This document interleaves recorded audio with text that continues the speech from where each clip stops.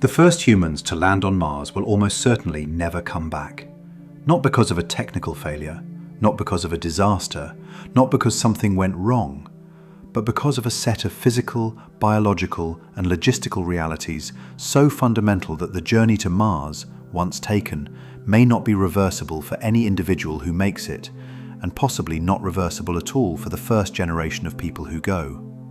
This is not a pessimistic framing, it is an honest one, and understanding why it is honest requires understanding Mars not as a destination in the way that the Moon was a destination, not as a place you go and come back from, but as a place you go in the way that the first humans who crossed land bridges into new continents went, knowing that what they were leaving behind might be left behind permanently. The comparison is deliberate. The people who first walked into the Americas, who first settled Australia, who first crossed into islands no human foot had ever touched, they did not necessarily plan to never return, but the conditions of their journey made return essentially impossible. The distances were too great, the resources for return did not exist at the destination, and the purpose of going was not to visit, but to inhabit. Mars is the first place beyond Earth where this logic applies in the space age. The Moon was close enough that return was logistically straightforward. The Apollo missions were designed around return. The lunar module carried enough propellant to lift off the surface and reach the command module in orbit, and the command module carried enough to return to Earth. Every element of Apollo was oriented toward getting home. Mars is different in almost every way that matters. Tonight we are going to go through the specific reasons, the actual numbers, the real physics, the concrete biological and logistical constraints that make Mars a one-way proposition for the first people who go there. Not because of any failure of nerve or technology, but because of what Mars actually is and where it actually sits in the solar system. If you are here because the night is long and you need something to settle into, stay. This is one of those subjects where following the numbers honestly produces a picture that is genuinely surprising. Not because the conclusion is dramatic, though it is, but because each individual constraint is so specific, so grounded in real physics, that by the time you understand all of them, the conclusion seems not just possible, but nearly inevitable. Let us start with the most fundamental constraint. Let us start with distance. Mars and Earth are not separated by a fixed distance. They orbit the Sun at different distances and different speeds, which means the distance between them varies enormously depending on where both planets are in their orbits. At closest approach, called opposition, Mars can be as close as 54.6 million kilometers from Earth. At its furthest, when both planets are on opposite sides of the Sun, the distance reaches approximately 401 million kilometers. The average distance is approximately 225 million kilometers. For comparison, the Moon is approximately 384,400 kilometers away. Mars at closest approach is 142 times further than the Moon. Mars at average distance is 585 times further. Mars at its furthest is approximately 1,043 times further than the Moon. The Moon can be reached in about 3 days. Mars, using current propulsion technology and following the optimal trajectory, the Hohmann transfer orbit, an elliptical path that minimizes fuel expenditure by departing Earth at the right moment when the planets are in the correct relative position, takes approximately 6 to 9 months. 6 to 9 months of travel, one way. But the travel time is only the beginning of the distance problem. The deeper issue is that Mars and Earth are only in the right relative position for a Hohmann transfer orbit once every approximately 26 months. This is called the synodic period of Mars, the time between successive favorable launch windows. If you launch when the window opens and travel for 7 months to Mars, by the time you arrive, the planets have moved. The next favorable window for a return launch does not open for approximately 15 to 20 months after your arrival. This means that the minimum duration of a Mars mission, assuming you use both favorable launch windows, one outbound and one inbound, is approximately 30 months, about 2.5 years, not the few days of a lunar mission. 2.5 years from the moment you leave Earth to the moment you could conceivably return. And this is the minimum. The minimum assumes perfect execution of a very precisely timed sequence. It assumes that the propulsion system works as intended. It assumes that the 15 to 20 months on the Martian surface go as planned. It assumes that when the return window opens, you have the fuel and the vehicle ready to use it. Each of those assumptions carries risk. And the nature of the distance means that if something goes wrong, if the return vehicle is damaged, if someone becomes seriously ill, if a critical system fails in a way that cannot be repaired, help from Earth is 7 months away at best, and that only if a rescue mission could be launched immediately, which requires that a rescue vehicle be ready to launch immediately, which is an extraordinary assumption. Let us now talk about the fuel problem, about why getting off Mars is dramatically harder than getting to Mars, and why this constraint alone makes the first missions extraordinarily dangerous in terms of return possibility. To leave Mars and return to Earth, a spacecraft must achieve Mars escape velocity, the velocity required to break free of Mars's gravitational field. Mars has a surface gravity of approximately 3.72 meters per second squared, about 38% of Earth's gravity. Mars escape velocity is approximately 5.03 kilometers per second. This sounds manageable compared to Earth's escape velocity of 11.2 kilometers per second. And in terms of energy, it is. Leaving Mars requires significantly less propulsive energy than leaving Earth. The problem is the fuel itself. Every kilogram of fuel used to escape Mars must first be delivered to the Martian surface. Delivering that fuel to Mars means launching it from Earth, accelerating it on a trans-Mars trajectory, decelerating it into Mars orbit, and landing it on the surface. Each of these steps requires fuel, and the fuel required for those steps must also be launched from Earth. This is the tyranny of the rocket equation, the exponential relationship between the mass of propellant required and the change in velocity you need to achieve. Every additional kilogram of fuel you want to have at your destination requires multiple kilograms of fuel to transport it there, and those kilograms of transport fuel must themselves be transported, requiring more fuel still. The mass ratios compound exponentially. For a Mars return mission using chemical propulsion, the kind of rocket technology we currently have and currently understand, the propellant mass required to leave Mars and return to Earth represents an enormous fraction of the total system mass. Early NASA mission designs for crewed Mars return missions required propellant tanks on the surface of Mars so large they had to be delivered separately and filled after arrival. Some designs required the propellant for the return journey to be manufactured on Mars itself, using the Martian atmosphere and subsurface water ice to produce liquid oxygen and liquid methane through a chemical process called the Sabatier reaction, combined with electrolysis. This approach, manufacturing return propellant on Mars rather than bringing it from Earth, is the core of SpaceX's Mars mission concept. The Starship vehicle is designed to use liquid methane and liquid oxygen, both of which can be produced on Mars from local resources. A Starship landed on Mars could, in principle, refuel for the return journey using Martian atmosphere and water, but in principle and in practice are not the same thing. The propellant production system must work. It must produce the required quantity of fuel in the time available before the return launch window opens.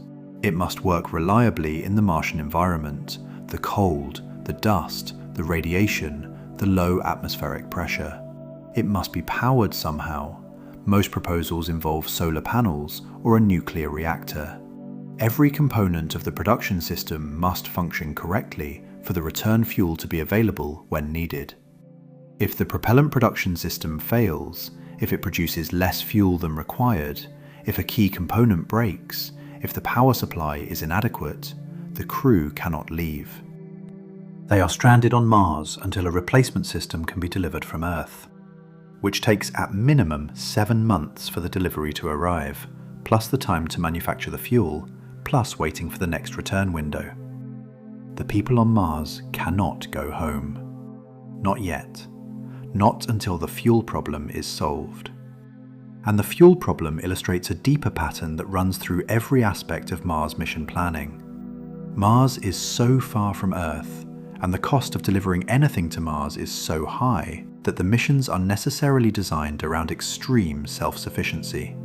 Everything that might be needed must either be brought from Earth, at enormous cost and mass, or produced on Mars from local resources.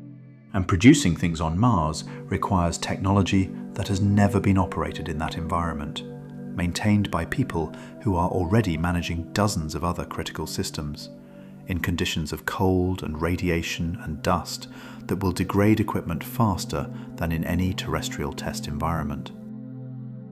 Let us now talk about what is perhaps the most underappreciated constraint on Mars return missions, about the biology of the human body and what 6 to 9 months in space does to it, and what living on Mars then does to it, and what the cumulative effect means for any individual who makes the journey.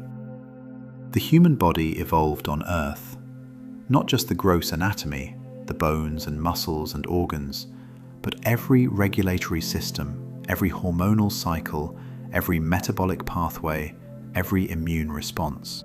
All of it evolved under specific conditions: one gravity, a specific magnetic field protecting against solar and cosmic radiation, a specific range of temperatures, a specific atmospheric composition, a specific day-night cycle.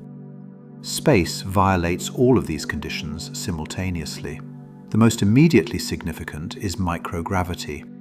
In the absence of gravity, the human body undergoes a systematic set of changes that begin within hours of reaching orbit and continue throughout the duration of spaceflight. Fluid shifts upward. The body, accustomed to working against gravity, suddenly has no gradient to work against, and fluids redistribute toward the head and chest. This produces facial puffiness, sinus congestion, and increased intracranial pressure. It also triggers changes in the cardiovascular system. The heart, no longer having to pump blood upward against gravity, begins to decondition. Cardiac output decreases. The heart literally shrinks in mass. Bone density decreases at approximately 1 to 1.5% per month in the lower body, spine, pelvis, femur. After 6 months in space, astronauts on the International Space Station typically lose 10 to 15% of bone density in weight-bearing bones. This loss is partially reversible through exercise during flight and recovery after return, but not completely. Muscle mass decreases even more rapidly without mechanical loading.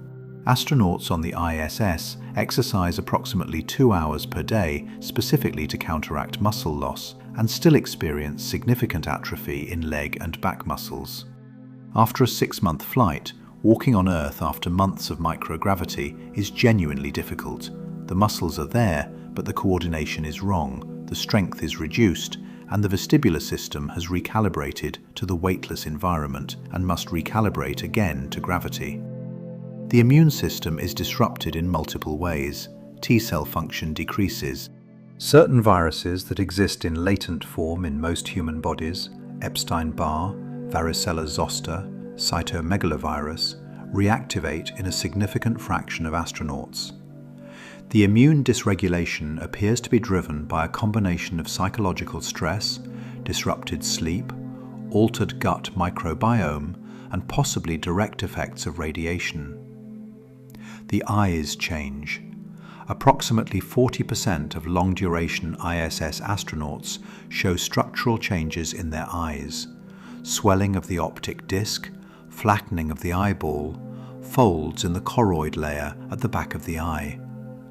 These changes are associated with increased intracranial pressure from fluid redistribution in microgravity.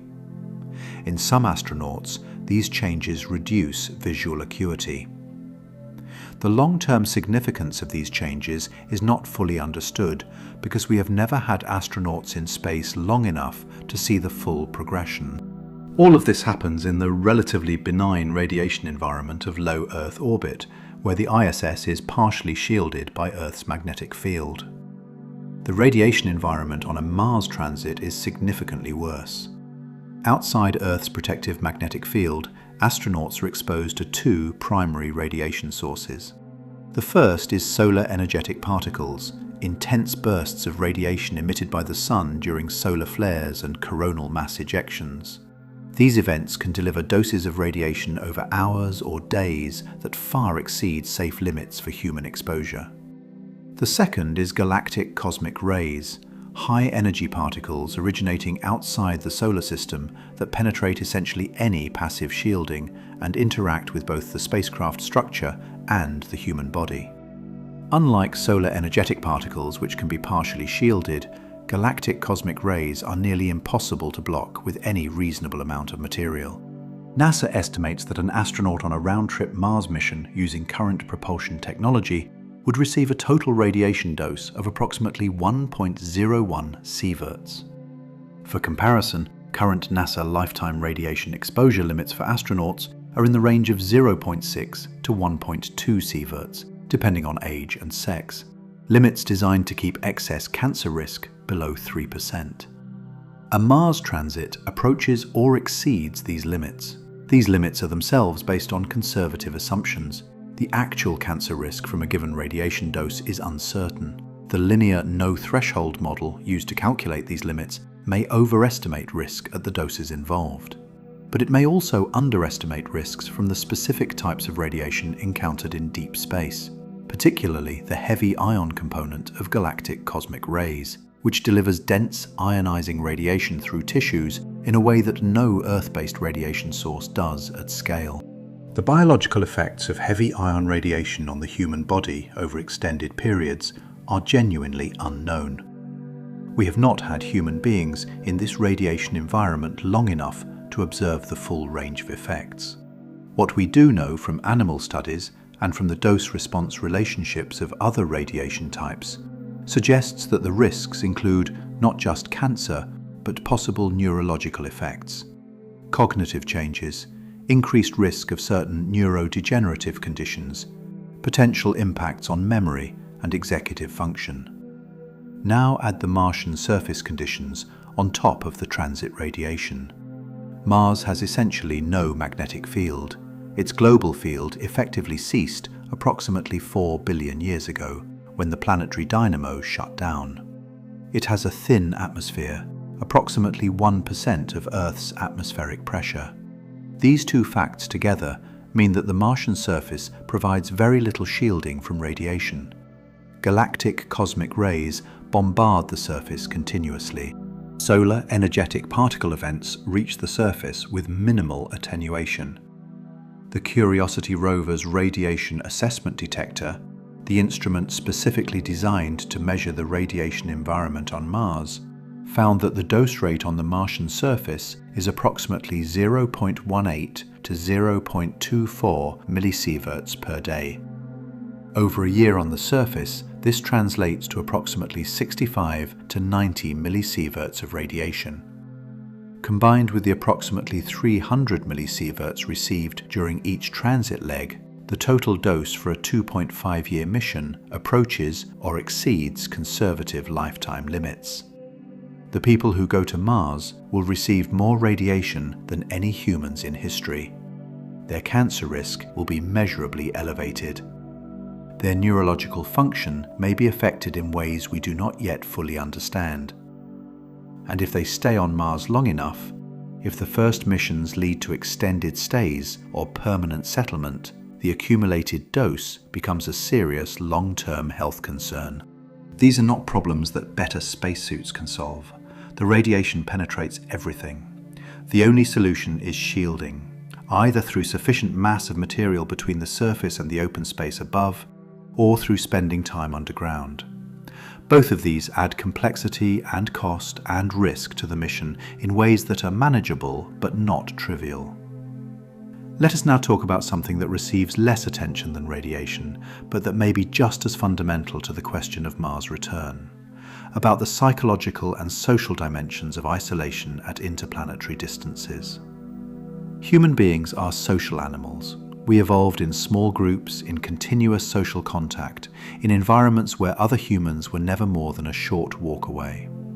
Our psychology is built around social interaction, around the exchange of information and emotion and support, around the biological regulation that comes from physical proximity to other people.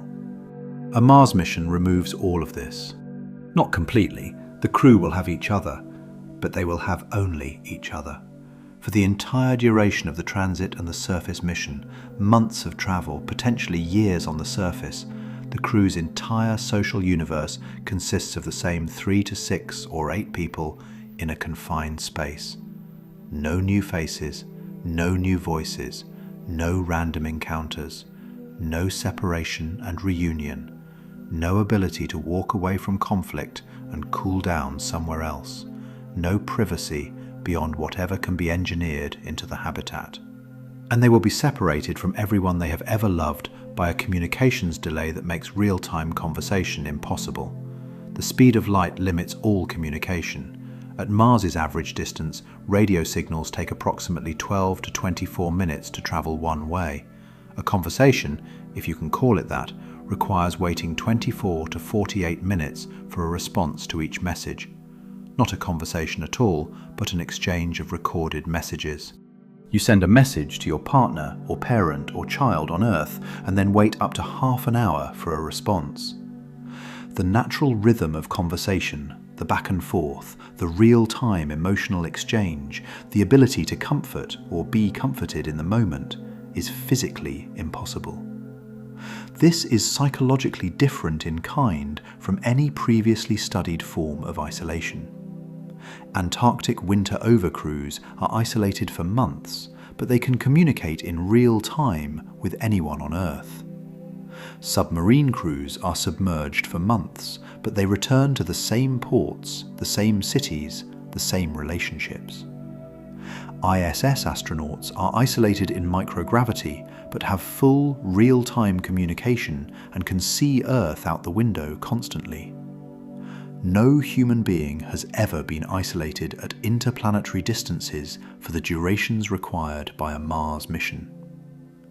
We know something about what extended isolation does to human psychology from the analog environments that have been studied. Antarctica, submarines, simulated Mars missions like Mars 500, the 520-day Russian mission simulation conducted in Moscow from 2010 to 2011, all provide data. The Mars 500 crew showed sleep disruption, reduced activity levels, sedentary behavior, and clear psychological stress effects over the course of the simulation, despite the fact that they were in Moscow and could theoretically leave at any time. The knowledge that they could leave affected their psychology in ways that a real Mars crew would not have available.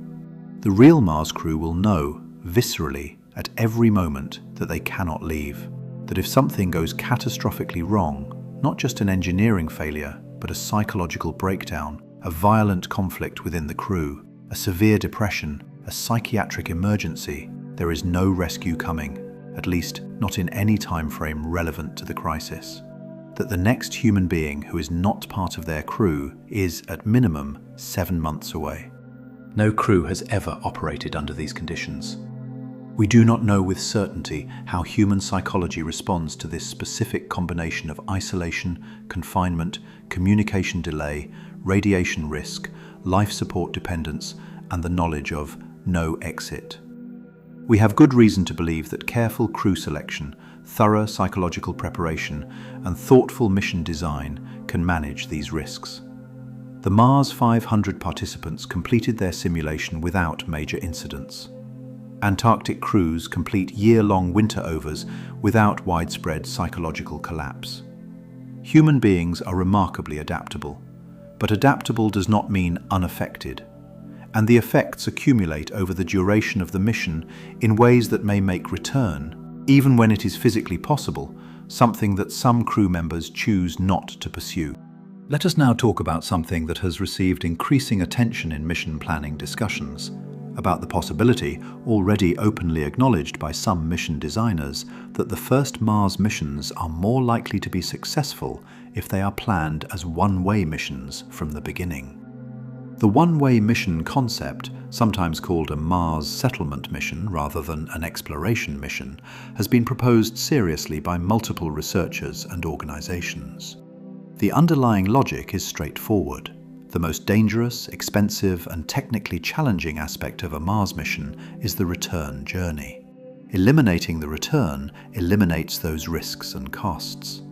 Resources that would have been devoted to return fuel, return vehicle, and return trajectory planning can instead be devoted to surface infrastructure, life support, food production, and everything needed to sustain humans on Mars indefinitely.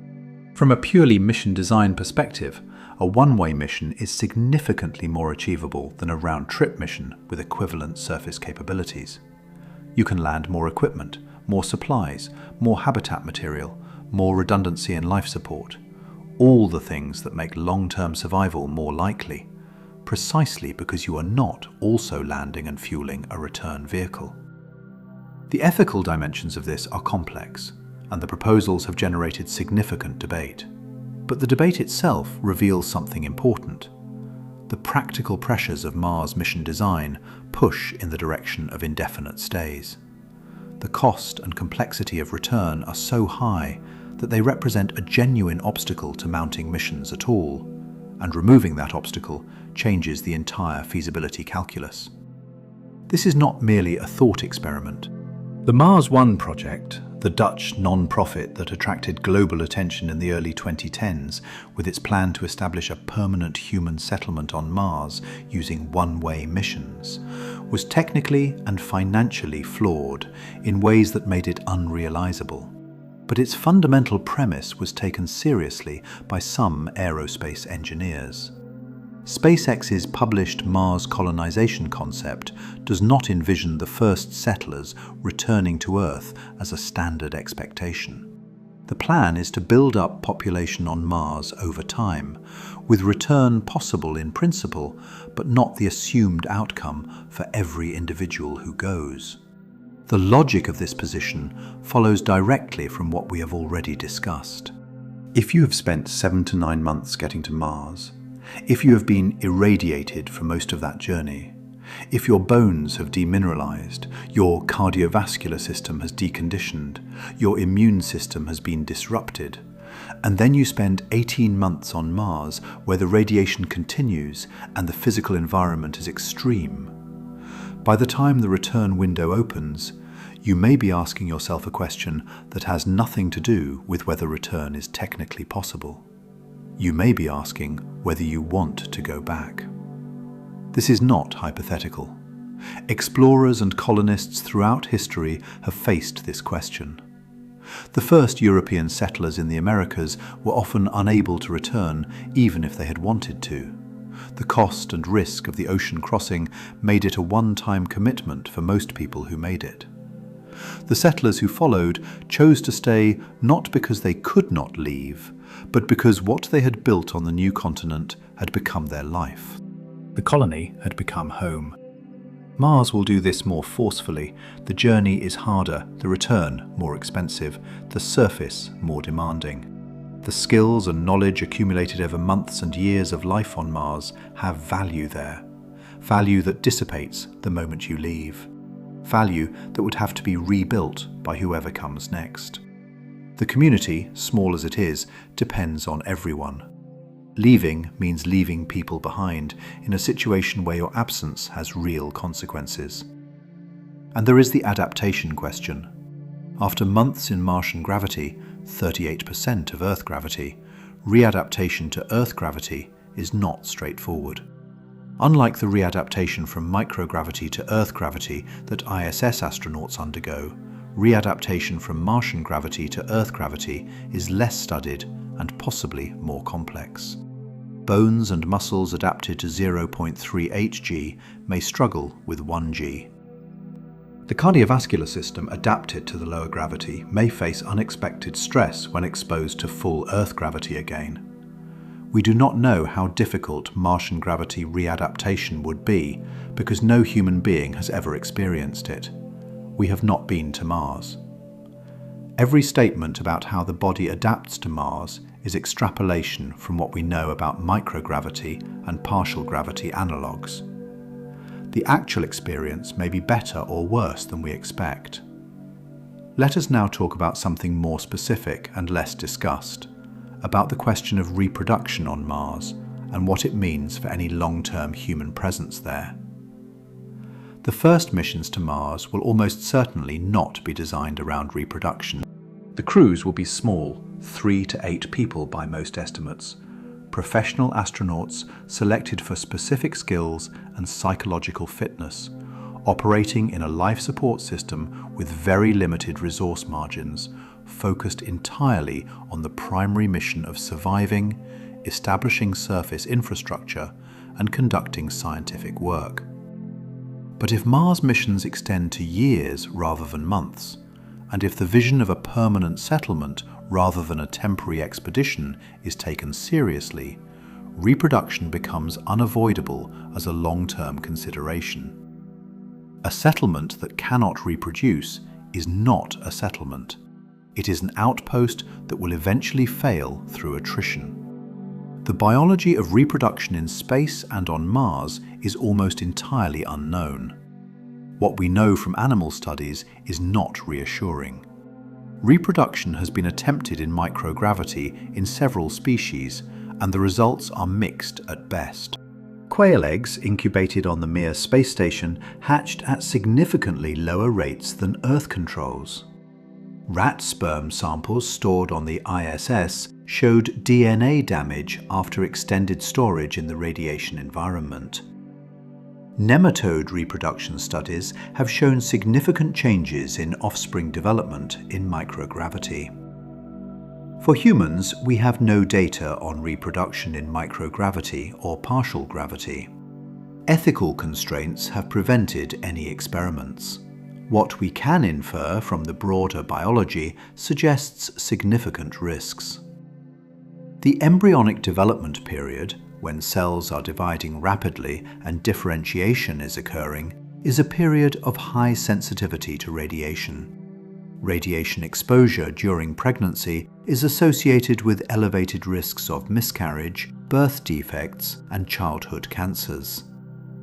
On Mars, with its elevated surface radiation environment and no way to adequately shield a developing fetus, the risks to embryonic development are real and unquantified. Beyond radiation, the developmental biology of embryos and fetuses in partial gravity is completely unknown. Gravity plays a role in cell signaling during development. Certain proteins and regulatory systems behave differently in altered gravity. Whether 38% of Earth gravity during critical developmental windows produces children who are healthy, who can tolerate the Martian environment, who might or might not be able to tolerate Earth gravity if they ever return, we simply do not know. The first generation of humans born on Mars will be the subjects of an unplanned biological experiment with no comparison group and no ability to apply what is learned to the children already born. And if those children grow up on Mars, if they are educated on Mars, if their bodies develop in Martian gravity, if their entire frame of reference is the Martian surface and the small community of the settlement, they will be Martians in a way that their parents who were born on Earth are not. Their biology may adapt to Mars in ways that make Earth an alien environment. Their psychology will have no reference to the planet their parents came from. The concept of return will mean something entirely different to them than it does to the founders of the settlement. This is the moment when Mars stops being a mission and becomes something else. When the people on Mars are no longer people who went to Mars, but people who are from Mars. When the question of return is no longer a logistical question, but an existential one. And that moment, that transition, may happen within the first generation of permanent human presence on Mars. Let us now talk about something that sits at the intersection of the practical and the philosophical, about what it means to commit to a Mars mission in the full knowledge of everything we have discussed, and about the type of person who makes that commitment. The history of exploration is full of people who undertook journeys with a clear-eyed understanding that they might not return. The early Antarctic expeditions, Scott, Shackleton, Mawson, and the expeditions that followed, operated in an environment where death was a genuine possibility and where rescue, if something went catastrophically wrong, was months away. The early aviation pioneers flew aircraft whose failure modes were often fatal, over routes where a crash in the wrong place meant death from exposure before any rescue could arrive. The early submarine crews operated in vessels that failed in ways the designers did not fully anticipate, in depths from which recovery was impossible. These people were not reckless. They were not uninformed. They were adults who understood the risks and accepted them as the price of doing something that could not be done any other way. The first people to go to Mars will be the same. They will know the radiation exposure. They will know the psychological demands. They will know that return is expensive and complicated and depends on systems that might fail. They will know that the mission might become a permanent one, not through any failure, but through the simple reality that Mars becomes their life and Earth recedes into a place they came from rather than a place they are going back to. And they will go anyway, because the alternative is to never go. And if we never go, we learn nothing about whether Mars can sustain human life. We never establish the second branch of human civilization that philosophers and planetary scientists and risk-thinking engineers argue is necessary for the long-term survival of any intelligent species. We never answer the question of whether the universe has produced, in us, something capable of extending beyond the single planet where we emerged. The first Mars astronauts will go knowing all of this. They will go knowing that they are going in a way that is fundamentally different from any previous human journey. They are not going to explore and return. They are going to establish something. A presence, a capability, a foothold that they may spend the rest of their lives maintaining and building. They may be the first humans to leave Earth who are genuinely going away, rather than away and back. Let us now talk about something concrete, about what the surface mission would actually look like, and why the day-to-day reality of living on Mars makes the return question more complex than any single constraint alone suggests. A surface habitat on Mars must solve several problems simultaneously that no existing human habitat has ever had to solve simultaneously. It must maintain atmospheric pressure adequate for human survival, approximately 0.7 to 1 atmosphere equivalent, which means pressurizing an enclosed volume against a Martian atmospheric pressure of approximately 0.006 atmospheres. It must maintain temperature. Mars' surface temperatures range from approximately minus 125 degrees Celsius at the poles in winter to 20 degrees Celsius at the equator in summer, with daily variations of 50 to 100 degrees, all of which must be managed through insulation and heating. It must provide radiation shielding, either through subsurface location, through covering with Martian regolith, or through the mass of the habitat walls themselves. It must recycle water and air with near-perfect efficiency, because resupply from Earth takes months. It must produce or receive food adequate for the crew. None of these problems are individually unsolvable. Each has been addressed in partial form by existing technology. Pressurized habitats exist: submarines, ISS modules. Insulated structures in extreme cold exist: Antarctic research stations. Radiation shielding exists in principle: underground bunkers on Earth, the shielded crew quarters on the ISS. Water recycling exists. The ISS recovers approximately 90% of water from urine and sweat and exhaled breath. Food production in enclosed spaces has been demonstrated at small scale in various experiments. The challenge is doing all of this simultaneously, reliably, with minimal resupply for years, with a crew of a few people who are also responsible for scientific research, infrastructure maintenance, propellant production, and dealing with the unexpected. The unexpected will happen. It always does in extreme environments. On the ISS, with a crew of 6 and a resupply ship arriving every few months, there are regular equipment failures, medical issues, and unexpected operational demands. In 2021, a coolant leak in a Russian module. In 2020, an air leak that took months to locate. In 2019, a water contamination issue. In 2018, a small hole in a Soyuz capsule, later found to have been drilled deliberately. These are manageable incidents on the ISS because supplies and replacements can arrive within months, and the crew can evacuate to Earth within hours if necessary. On Mars, there is no evacuation. There is no rapid resupply. There is the habitat and the equipment and the crew and whatever was brought with them and whatever can be manufactured on site. When something breaks, it must be fixed with what is available. When someone is sick, they must be treated by whoever on the crew has the most medical training with the supplies that were brought, without the ability to evacuate to a hospital. This is not science fiction. This is the operating reality of any Mars mission in the foreseeable future. And it is operating reality that compounds over the duration of the mission. Equipment aging, consumables depleting, fatigue accumulating, the psychological weight of extended confinement building, in ways that make each month harder than the last. The people who manage this, who keep the habitat functioning, who keep themselves and their crewmates alive and productive, who successfully navigate the 15 to 20 months between landing and the first return window, will have done something extraordinary. They will have demonstrated that humans can survive on Mars. They will have established a precedent, a capability, a knowledge base that did not exist before.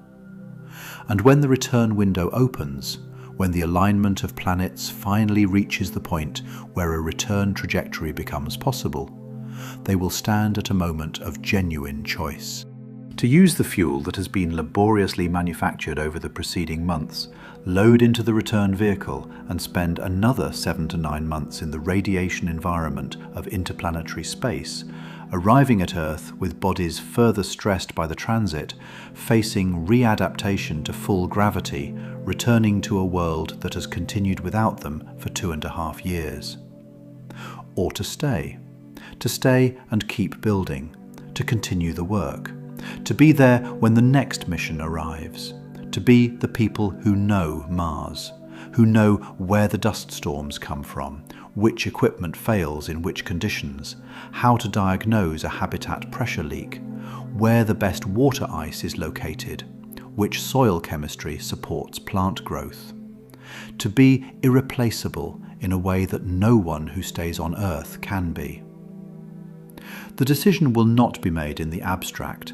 It will be made by specific people in specific circumstances who know both options far more intimately than any of us sitting here can. Some of them will choose to return. They will make the 7-month journey back, readapt to Earth gravity with difficulty, and spend the rest of their lives as the people who went to Mars and came back, ambassadors for the mission, living testimony that it is possible, advocates for what comes next. Some of them will choose to stay, and the ones who choose to stay, the ones who look at the return vehicle and the fuel they made and the launch window opening and decide that Mars is where they are needed, where they belong, where their life has become, those will be the first true Martians. Not astronauts on a mission to Mars, people who live on Mars. Let us talk about something specific that illuminates the one-way question from an angle rarely discussed, about what happens to the human body, specifically in the Martian gravity environment, over extended periods, and why this matters more than most mission planning documents acknowledge. Mars has a surface gravity of 3.72 meters per second squared, approximately 38% of Earth's 9.81 meters per second squared. This is not zero gravity. It is not microgravity. It is partial gravity, a regime we have almost no direct human data on. The distinction matters enormously. We have extensive data on what microgravity does to the human body from decades of ISS operations. We have extensive data on what full gravity does, because we all live in it. We have essentially no data on what 38% gravity does, because no human being has ever experienced it for any significant period. The Moon's surface gravity is approximately 16.5% of Earth's, even lower than Mars. Apollo astronauts experienced this for a maximum of about 3 days, which is insufficient time for any significant physiological adaptation to occur. What we can observe from Apollo footage is that the astronauts adapted their movement patterns quickly, developing the characteristic bunny hop gait, suggesting that the neuromuscular system can accommodate partial gravity rapidly. But 3 days tells us nothing about what months or years in Martian gravity does. Here is the specific question that matters for the return possibility. Does the human body fully readapt to Earth gravity after extended exposure to Martian gravity? Or does partial gravity produce adaptations that are difficult or impossible to reverse? We know that readaptation from microgravity to full Earth gravity after 6 months is challenging. It takes weeks to months for bone density to recover, for muscle strength to return, for the vestibular system to recalibrate. After 18 months on the ISS, readaptation is harder still. And Mars missions will involve both the transit in microgravity and an extended stay in partial gravity. The concern is this: bones and muscles adapting to 38% gravity will find an equilibrium appropriate for that gravity, not the atrophy of microgravity. 38% gravity still provides mechanical loading, but a reduced density and mass compared to what the body maintains in full Earth gravity. After 18 months on Mars, the bones and muscles will have adapted to an environment where they need to support only 38% of the weight they support on Earth. When you take that body and expose it to 1G, either on a return transit or upon arrival at Earth, you are asking bones and muscles adapted to 0.38G to suddenly bear loads 2.6 times heavier. Not just the subjective feeling of heaviness, actual mechanical loading on bones and joints that are conditioned for less than half that load. This is a fracture risk, a significant one. Anyone who has ever broken a bone knows that bones break when the load they experience exceeds their structural capacity. Bones adapted to Martian gravity, suddenly subjected to full Earth gravity, may not have the structural capacity to handle the increased load without damage. This is speculative. We do not have data, but it is not uninformed speculation.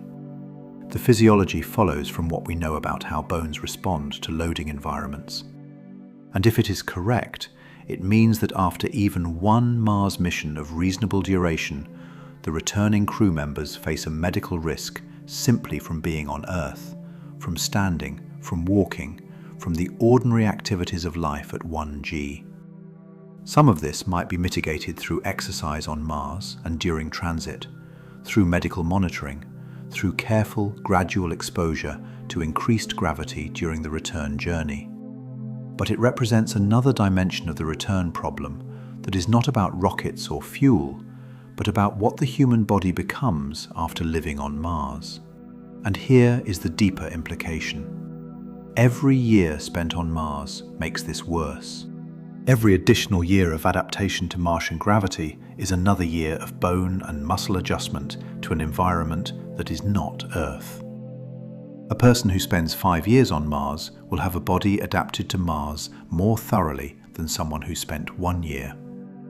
A person who spends 20 years on Mars, the first generation of true settlers, will have a physiology shaped by Martian gravity in ways that may make Earth not just uncomfortable, but genuinely dangerous. The second generation, children born on Mars and raised in Martian gravity, will never have experienced Earth gravity. Their skeletal development, their muscle development, their cardiovascular development will all have occurred in an environment providing 38% of the loading that human physiology evolved for. What those bodies look like, how they function, whether they could survive Earth gravity at all, we cannot say with any confidence.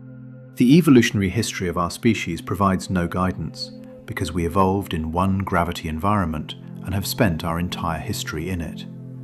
Martian children may be the first humans in history for whom Earth is not just foreign, but physically inaccessible. Not because of any technical barrier, but because their bodies are not built for it. This is a one-way street with no exceptions for anyone born on it. Let us now talk about something that receives surprisingly little attention in discussions of Mars missions, about the psychological and sociological evolution of a small, isolated community over time, and what history tells us about what small, isolated communities become. The first Mars crew will be 3 to 8 highly selected, extensively screened, professionally trained individuals operating within a structured mission framework with clear roles, defined procedures, external oversight from mission control, and a shared professional identity built around the mission. This is the best possible starting point for small group human functioning. But mission control communication has a 12 to 24-minute one-way delay. Real-time oversight is impossible. Real-time intervention is impossible. If the crew makes a decision, good or bad, consensual or contested, Earth cannot know about it for up to half an hour and cannot respond for up to an hour. The effective authority of mission control over what happens on the Martian surface is significantly less than its authority over what happens on the ISS, where communication is essentially real-time. Over time, over months and then years, this autonomy is not a bug, but a feature.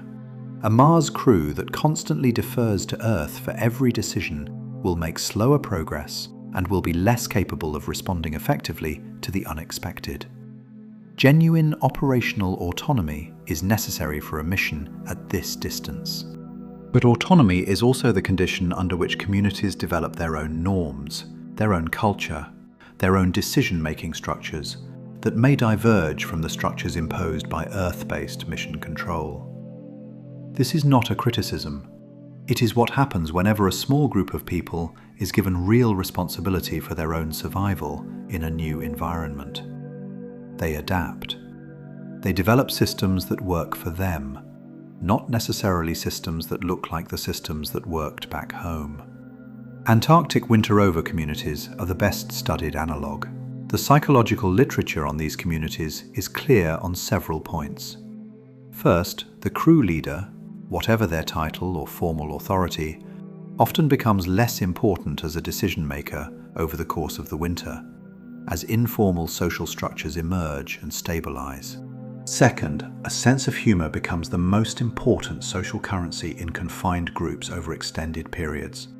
The ability to maintain levity, to defuse tension, to find the absurdity in difficult situations. Third, conflicts that emerge tend to be about small things, noise, cleanliness, personal habits, rather than large things, precisely because the large things are managed by professional training and explicit procedures. Fourth, and most relevant to the return question, by the end of a winter over, most crew members have developed such a specific, intimate, all-encompassing relationship with the station and with each other that readaptation to ordinary social life on Earth is genuinely difficult. Not traumatic in most cases, but jarring. The world outside the station feels too large, too noisy, too full of people with concerns that seem trivial compared to what the winter over crew dealt with. The social connections formed in extreme isolation are often more intense and durable than ordinary friendships. Some winter over crew members return for multiple seasons. Some make Antarctic work the center of their professional lives.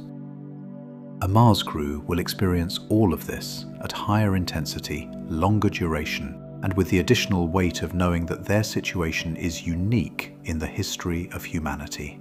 No one has ever been through what they are going through. No existing social script covers their situation. They are writing the script as they live it. What they write will be the foundation of Martian culture. The norms, habits, jokes, rituals, and social structures that emerge from the first crew's experience of the first year on Mars will shape everything that follows.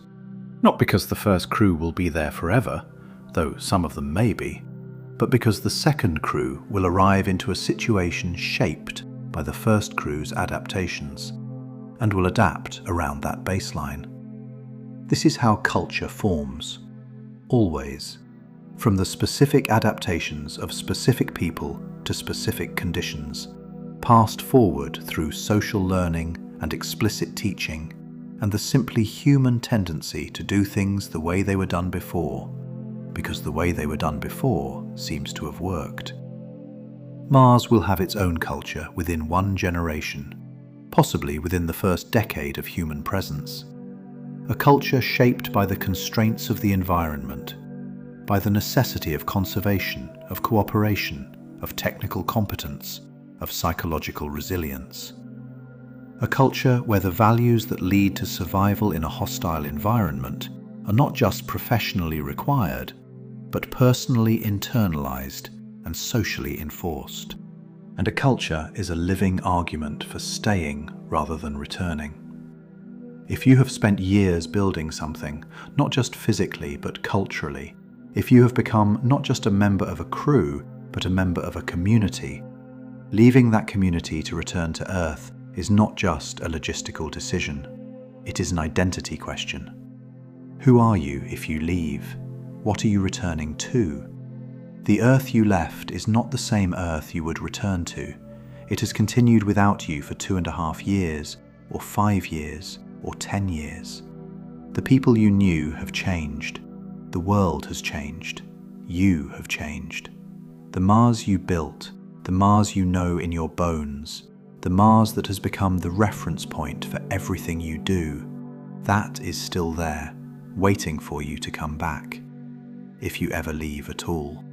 Let us now talk about something that connects the Mars return question to one of the largest questions in science, about the Fermi paradox and what the difficulty of interplanetary return travel tells us about the likelihood of civilizations spreading through the galaxy.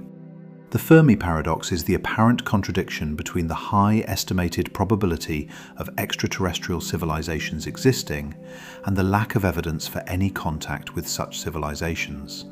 The galaxy is approximately 13.5 billion years old and contains hundreds of billions of stars. Even if only a tiny fraction of those stars have planets, and only a tiny fraction of those planets develop life, and only a tiny fraction of those life-bearing planets develop intelligent life, the sheer number of chances for intelligence to emerge suggests there should be thousands or millions of civilizations. And yet we detect no signals, see no megastructures, find no evidence of any civilization anywhere beyond Earth. One of the proposed resolutions to the Fermi paradox is that interstellar travel is simply harder than it seems, that the distances between stars are so vast and the energy requirements so extreme that civilizations cannot or do not spread through the galaxy even if they want to. This resolution points to what is sometimes called the Great Filter, some barrier that prevents civilizations from expanding beyond their home system. What we are learning about interplanetary travel, about the difficulty of even reaching and returning from Mars, which is our nearest neighbor with a solid surface, provides a specific data point relevant to this question. If reaching Mars and returning from it is this difficult, and Mars is a mere 225 million kilometers away on average, if the fuel requirements, the radiation exposure, the physiological challenges, the psychological demands, the logistical complexity are all this extreme for a neighboring planet, what does that imply for reaching the nearest star? Proxima Centauri is 4.24 light-years away. At the speed of the fastest spacecraft humanity has ever built, the Parker Solar Probe at its closest solar approach reaches approximately 190 kilometers per second. It would take approximately 6,700 years to reach Proxima Centauri. At more realistic cruise speeds for a crewed interstellar mission, perhaps 10 to 20% of the speed of light using technologies that remain speculative, the journey would take 21 to 42 years. A 42-year journey at 20% of light speed requires an amount of energy that exceeds any power source we can currently conceptualize deploying at spacecraft scale. And the problems of radiation, isolation, biological degradation, and return possibility that we face for Mars apply to interstellar travel with compounding severity. The radiation environment of interstellar space is more intense than within the solar system. The isolation is more complete. At 20% of light speed, even radio communication with Earth takes over 20 years for a response. The return problem is more severe. You cannot manufacture return fuel from local resources in the interstellar void. Every difficulty we identify with Mars return is an amplified version of a difficulty that makes interstellar travel even harder. If the Mars case teaches us that the first generation of Mars travelers is likely to be the first generation of permanent Martian residents, it suggests something uncomfortable about interstellar travel. That any civilization attempting to send people to another star system should expect those people to never return. That interstellar migration, if it happens at all, is permanent. That the population expands outward not through tourism or exploration, but through colonization that is, by the physics of the situation, irreversible on any timescale relevant to individual lives. This may be part of why the galaxy appears empty, not because civilizations cannot travel between stars, but because the ones that do travel never come back. And from the perspective of the home civilization, the colony ships launch and disappear into a silence enforced by light-year distances and 21-year communication delays. And no communication ever describes what they found, or what they became, or whether the journey was worth it. The absence of interstellar contact may not reflect the absence of interstellar travel. It may reflect the fact that interstellar colonization, like Mars colonization, is a one-way street, and one-way streets do not produce the kind of radio-detectable civilization-to-civilization exchange that our searches have looked for. Let us now talk about something more immediate and more specific, about the actual planning status of Mars missions and what the most serious current proposals say about return. SpaceX's Starship architecture is the most developed private proposal for crewed Mars missions. The published vision involves sending hundreds of Starships to Mars over multiple launch windows, building up a self-sustaining city of 1 million people over approximately 50 to 100 years. Elon Musk has explicitly framed the mission in terms of making humanity multiplanetary as an insurance policy against civilizational catastrophe on Earth. The return question in SpaceX's vision is handled through scale. If you have enough people on Mars and enough starships flying between Earth and Mars, return becomes a matter of buying a ticket. The cost per ticket, in the published vision, eventually drops to approximately the median home price in the United States, a few $100,000. At that price, return becomes accessible to anyone who has accumulated sufficient funds during their time on Mars. But this vision requires a specific scale of operations to achieve. The economics work only if there are hundreds of starships making the trip regularly, which requires a fully self-sustaining Mars colony producing its own propellant and its own resources, which requires a much larger population than the first missions will create, which requires years or decades of build-up. In the early years, the years of the first missions and the first settlements, the return question is much harder than the long-term vision suggests. NASA's Human Mars Exploration Program, which has gone through multiple iterations under different names over the decades, including Design Reference missions and the current Moon to Mars program, explicitly designs for round trips. The current vision involves first returning astronauts to the Moon through the Artemis program to test technologies and procedures, then eventually extending to Mars missions with surface stays of approximately 500 days using the two-launch window architecture. NASA's designs require pre-deployed surface assets, including the propellant production system for return, to be in place and confirmed operational before the crew launches. The crew does not launch until the return vehicle and propellant are ready. This is a conservative design approach that makes the mission safer, but requires more lead time and more resources. The challenge for NASA is funding and political continuity.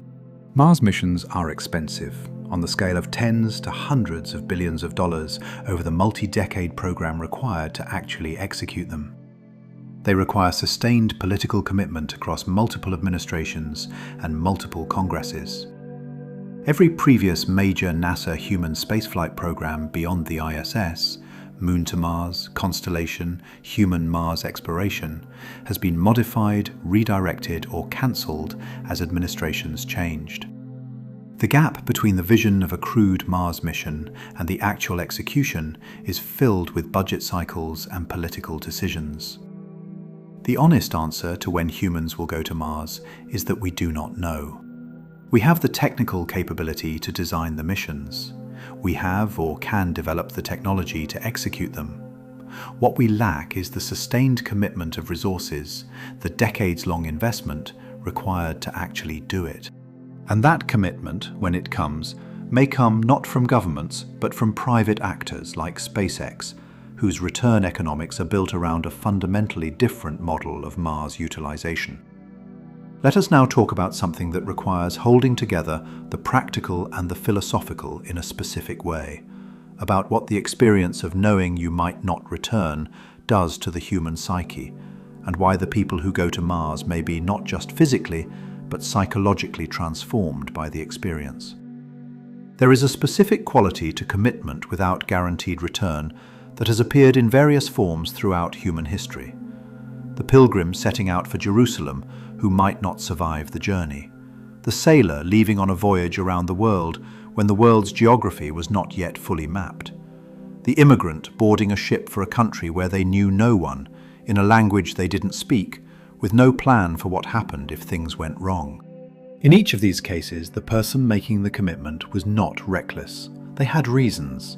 They had beliefs about what they were going toward and what it would mean to get there. And they had made a specific internal decision, conscious or not, that the thing they were going toward was worth the risk of not returning. This internal decision does not happen once. It does not happen at the moment of launch. It happens continuously, every day of the transit, every day on the Martian surface, every time a system fails and is repaired, every time a crewmate is unwell, every time the Earth appears as a point of blue light in a black sky and the question surfaces, am I going back? The people who survive this, who stay functional, who do the work, who maintain the mission through all of it, will have answered that question so many times that it will eventually cease to be a question. The commitment will have become not a decision made once, but a condition of their existence. They will be people for whom return is a possibility, but not a necessity, for whom Mars is not a posting, but a home, for whom the work of making humanity multiplanetary is not a job, but the defining project of their lives. These are not ordinary people. Not because they have supernatural qualities, but because they will have been selected, trained, and shaped by experience into something genuinely unusual.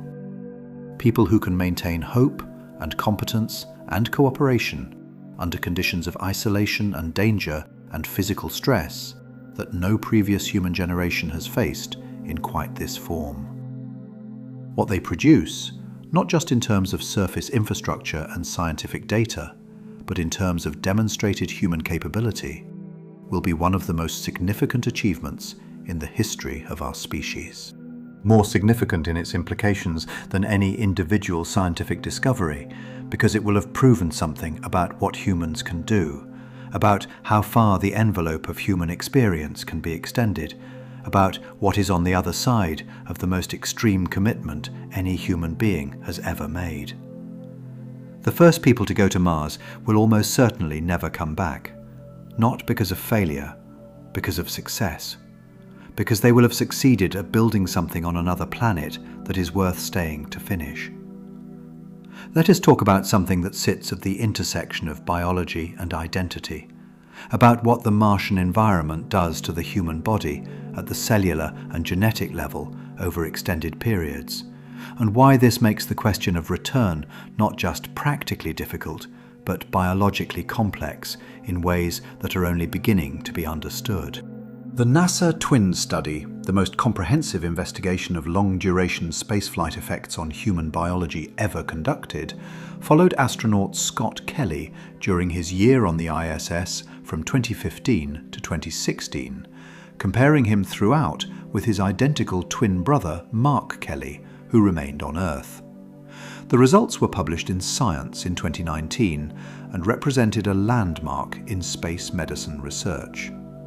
The findings were extensive and sometimes unexpected. Scott Kelly's telomeres, the protective caps on chromosomes that shorten with aging, actually lengthened during spaceflight. This was not expected and is not yet fully explained. However, the telomeres shortened rapidly back to below pre-flight length when he returned to Earth. The significance of this telomere lengthening in space, followed by rapid shortening upon return, is not fully understood. More significantly, Scott Kelly showed changes in gene expression, in which genes were actively being read and translated into proteins that were substantial and widespread. Approximately 91% of his gene expression changes returned to baseline after 6 months back on Earth. But approximately 9% did not return to baseline even after 6 months. These persistent changes were associated with genes involved in DNA repair, the immune system, bone formation, hypoxia response, and cognitive function. Let that settle for a moment. A year in space changed the expression of a significant subset of this man's genes in ways that had not fully reversed after 6 months back on Earth. These are not mutations. The underlying DNA sequence was not changed. But gene expression, the degree to which different genes are active or inactive, the amount of protein each gene produces, was altered by the spaceflight environment in ways that persisted. For a Mars mission of 2.5 years at minimum, and potentially 5, 10, or more years for a permanent settlement, the cumulative effects on gene expression, on cellular biology, on the regulation of the body's systems could be substantially more extensive than what was observed in the Twin study. And here is the specific implication for the return question. If the human body adapts to space and to Mars at the level of gene expression, if the cellular machinery of the body reorganizes itself for the Martian environment over months and years, then return to Earth is not simply a matter of readapting to different physical conditions. It is a matter of the body's gene expression system reorganizing itself back to Earth conditions. And if some of those changes are persistent, if they do not fully reverse, then the person who returns from Mars is not, in a specific biological sense, the same person who left Earth. They are not diseased. They are not damaged. They are adapted, specifically persistently adapted to an environment that no longer surrounds them. This is not a metaphor. Gene expression differences between people can have real functional consequences. They affect how the immune system responds to pathogens. They affect how DNA repair machinery handles radiation damage. They affect bone density and muscle function and cognitive performance. If the adaptations to Mars at the gene expression level are sufficiently extensive, they could represent a genuine new biological state, not the old Earth-adapted state, not the completely new Mars-adapted state, but something in between that fits neither environment perfectly. We do not know if this is what would happen.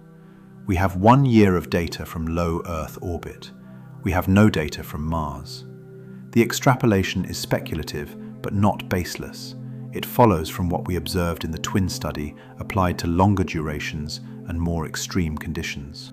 But if it is approximately correct, it adds a specific biological dimension to why return is not simply a matter of getting back in the rocket. The body that returns may not be the body that went, and the Earth body that body tries to become again may not be fully achievable. Let us now talk about something more immediate and more human, about the specific psychological experience of watching Earth shrink to a point of light during the transit to Mars, and what astronauts and analogies suggest about this moment and its lasting effects. The overview effect, the documented cognitive shift experienced by astronauts when they see Earth from space, is typically described in terms of seeing Earth as a whole, as a fragile blue sphere in the black void, as something precious and isolated. It produces what astronauts consistently describe as a shift in perspective, a visceral emotional understanding of the planet's smallness and vulnerability that intellectual knowledge of those facts cannot produce. But the overview effect, as typically described, applies to viewing Earth from low Earth orbit or from the Moon. The ISS orbits at 400 kilometers, close enough that Earth fills a significant portion of the visual field, close enough that continents and weather systems are visible, close enough that the planet feels near, even if no longer underfoot. Mars is different. As a Mars transit spacecraft accelerates away from Earth and the days pass, Earth shrinks from a large blue disk to a smaller disk, to a point of light. By the time the spacecraft is a few million kilometers from Earth, a few weeks into the journey, Earth is a bright star. By the time it is tens of millions of kilometers away, a few months in, Earth is visible to the naked eye, but small. By the time it is 100 million kilometers away, Earth is a faint point distinguishable from other stars primarily by its color. And then it is nothing. Not literally, it is always visible through a good telescope, and it is always there, the brightest of the nearby stars, the place where everyone the crew has ever known lives, and most of them will live and die. But to the naked eye in the ship, looking out a window, Earth is gone. It is a point of light indistinguishable from the surrounding stars without careful attention. No human being has ever experienced this. The Apollo astronauts went to the Moon and could see Earth as a large, bright disk the entire time. The Voyager probes took the famous pale blue dot image of Earth from 6 billion kilometers, but no human was on board to see it.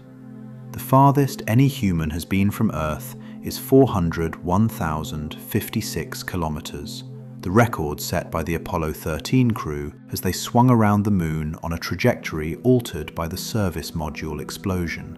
Mars is 1,000 times farther than that at closest approach, and 3,700 times farther at average distance. The psychological experience of being that far from Earth, of watching the blue dot shrink to a point and disappear into the stars, has never been reported by any human being. We do not know exactly what it does to a person.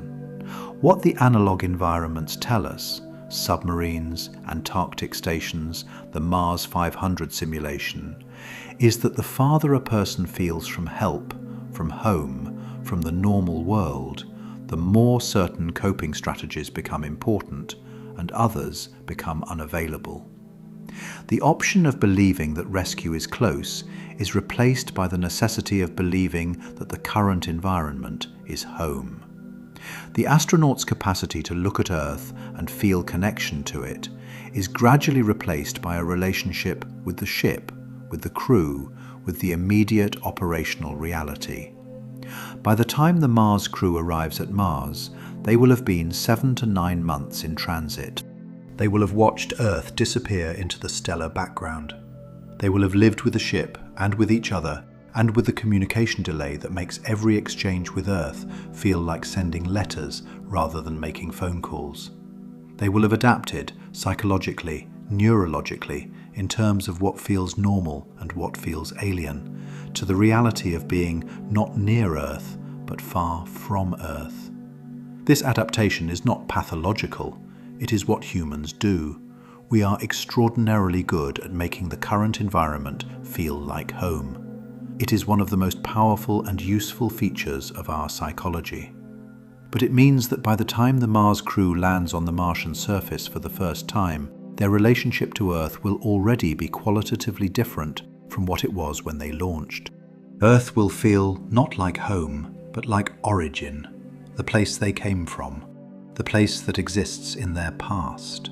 the place that shaped who they were before they became the people they are now.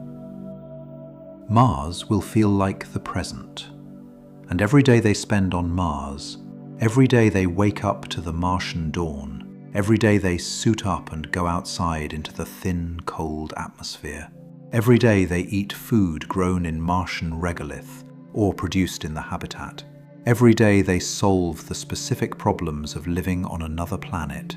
Mars will feel more like the present, and Earth will feel more like the past.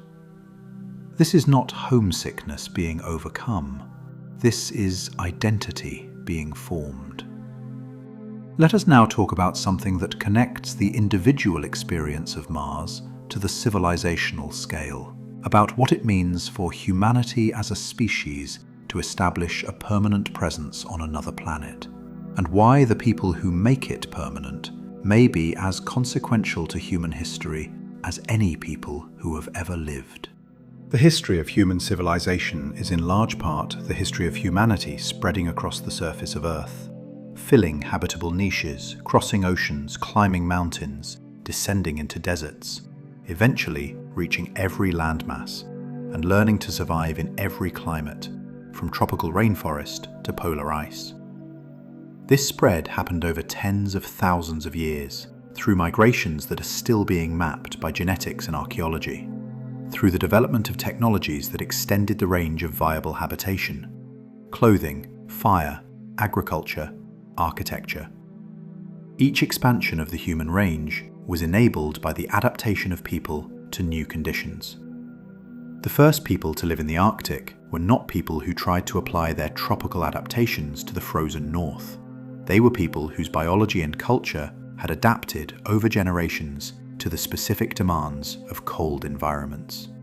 The Inuit and Yupik peoples are the result of thousands of years of adaptation, genetic, cultural, technological, to conditions that would kill an unadapted person in hours.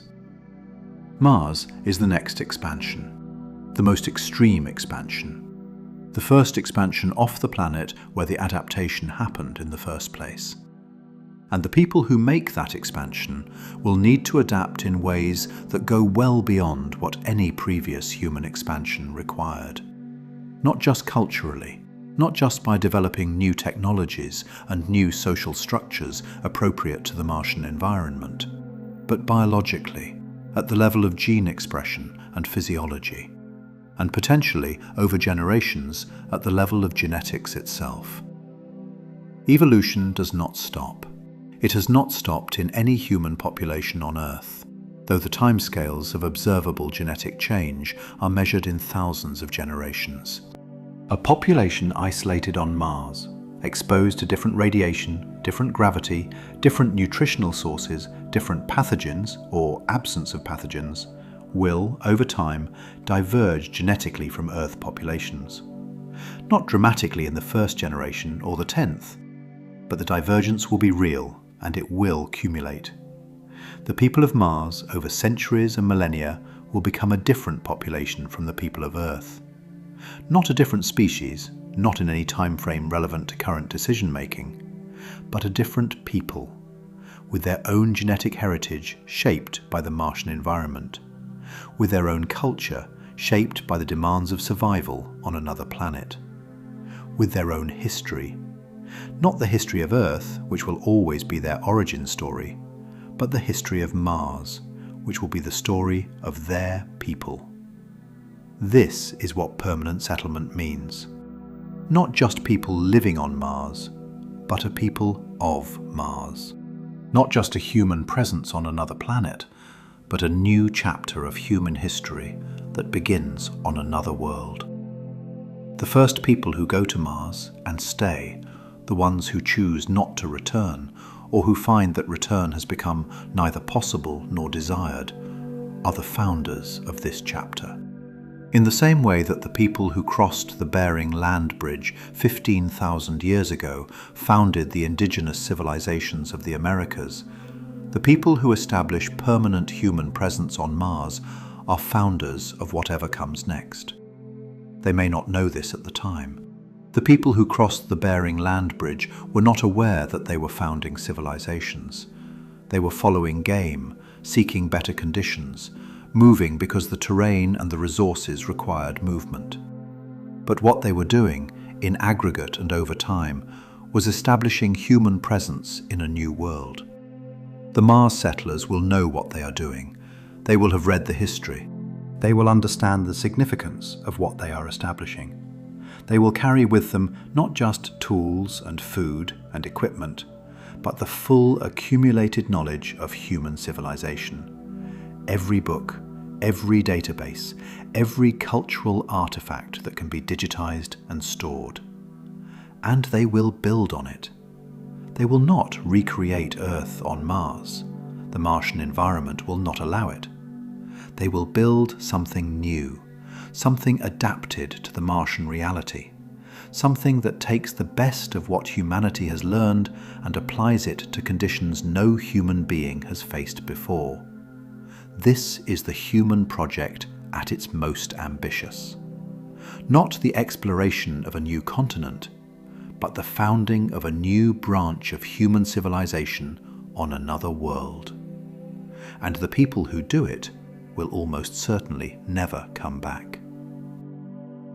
Let us now talk about something that raises the stakes even higher, about the risk that a self-sustaining Mars settlement could fail, and what failure at this scale would mean. The history of colonization on Earth is full of settlements that failed. The Norse settlement at Lanceau Meadows in Newfoundland, established around 1000 CE, abandoned within years. The first European presence in the Americas that did not last. The Roanoke colony, in what is now North Carolina, established in 1587, found abandoned in 1590. The fate of its 117 inhabitants still unknown. Dozens of early colonial outposts in the Americas, Australia and elsewhere that were abandoned or died out before they could establish self-sustaining population. The difference between a failed colony and a successful one often came down to whether the colony could achieve self-sufficiency, whether it could produce enough food, maintain enough genetic diversity in its population, develop enough local knowledge and skill to survive without continuous resupply from the home culture. A Mars settlement will face this challenge in the most extreme form it has ever been presented to human colonists. Food production on Mars is a solved problem, in principle, but not in practice. Hydroponics and controlled environment agriculture can produce food from Martian resources, using Martian soil with appropriate processing to remove perchlorates and add nutrients, Martian water ice, Martian CO2 for plant growth, and artificial lighting. The physics and chemistry of plant growth are the same everywhere, but plants grown in a controlled environment require precise management of temperature, humidity, light spectrum and intensity, nutrient levels, CO2 concentration, and pest and disease control. A crop failure on Mars is not an inconvenience, it is a crisis. A single failure in the atmospheric control system could wipe out an entire harvest. A pathogen introduced into the growing environment by contamination, by mutation, by any of the many ways that biological systems surprise us, could propagate through the entire crop before it can be controlled. The food system must not just work. It must work reliably, redundantly, under the management of people who are also doing dozens of other critical things, in an environment that will stress equipment in ways terrestrial greenhouses never face. And it must work continuously. There is no supply ship arriving in 3 months if the harvest fails. Water on Mars is present. There is substantial water ice in the polar regions and possibly inaccessible subsurface deposits in other regions. But extraction, purification and recycling require systems that work perfectly. A human being can survive approximately 3 days without water. If the water system fails, the timeline for repair is measured in days. Oxygen on Mars is not free. The Martian atmosphere is 95.3% CO2 and only 0.13% oxygen, far too little to breathe. Oxygen must be produced, either by electrolysis of water or by the reduction of CO2 to CO and oxygen. The Mars Oxygen In Situ Resource Utilization Experiment, MOXIE, flew on the Perseverance rover and successfully demonstrated oxygen production from Martian CO2 at small scale. Scaling this technology to supply a crew of 8 or 100 or 1,000 is a significant engineering challenge, but within the range of the foreseeable. What is not foreseeable is every failure mode of these systems. The history of life support engineering is the history of unexpected failures. On the ISS, systems designed to work for years have failed in months. Seals that should last a decade have degraded in 2 years. Pumps that should run continuously have jammed. The Martian environment, the temperature cycles, the dust, the radiation, the thermal stresses from wide daily temperature variations will impose stresses on equipment that no amount of Earth-based testing can fully simulate. A Mars settlement in its early years will be running on margins. Not comfortable margins, desperate margins. Every critical system will need redundancy, and the redundant systems will themselves need to be maintained and tested. And the maintenance requires people and time and parts. And the parts have to be either brought from Earth or manufactured on Mars. Manufacturing on Mars is the long-term solution to almost every supply problem. But manufacturing requires raw materials, energy, equipment, and expertise. A small, early settlement will have limited manufacturing capability. It will be dependent on Earth for many components and materials for years or decades. Every failure that requires a component that cannot be manufactured on Mars requires waiting for the next supply ship. The window of vulnerability, the period when the settlement is large enough to require many critical systems, but small enough that every system failure is existential, is the period when failure is most likely and most consequential. Getting through that window requires extraordinary engineering, extraordinary preparation, extraordinary resilience, and considerable luck. If the settlement fails, if the food system fails, or the water system, or the life support, or a cascade of failures that overwhelms the crew's ability to respond, the consequences are final. Not the consequences of a corporate bankruptcy or a failed experiment. The consequences of people dying on another planet, far from any possibility of rescue, in circumstances that their Earthside mission control watched happening in real time, but could do nothing about, because the next command would take 12 minutes to arrive, and by then, everything would already have happened. This is the weight that bears down on everyone involved in Mars mission planning.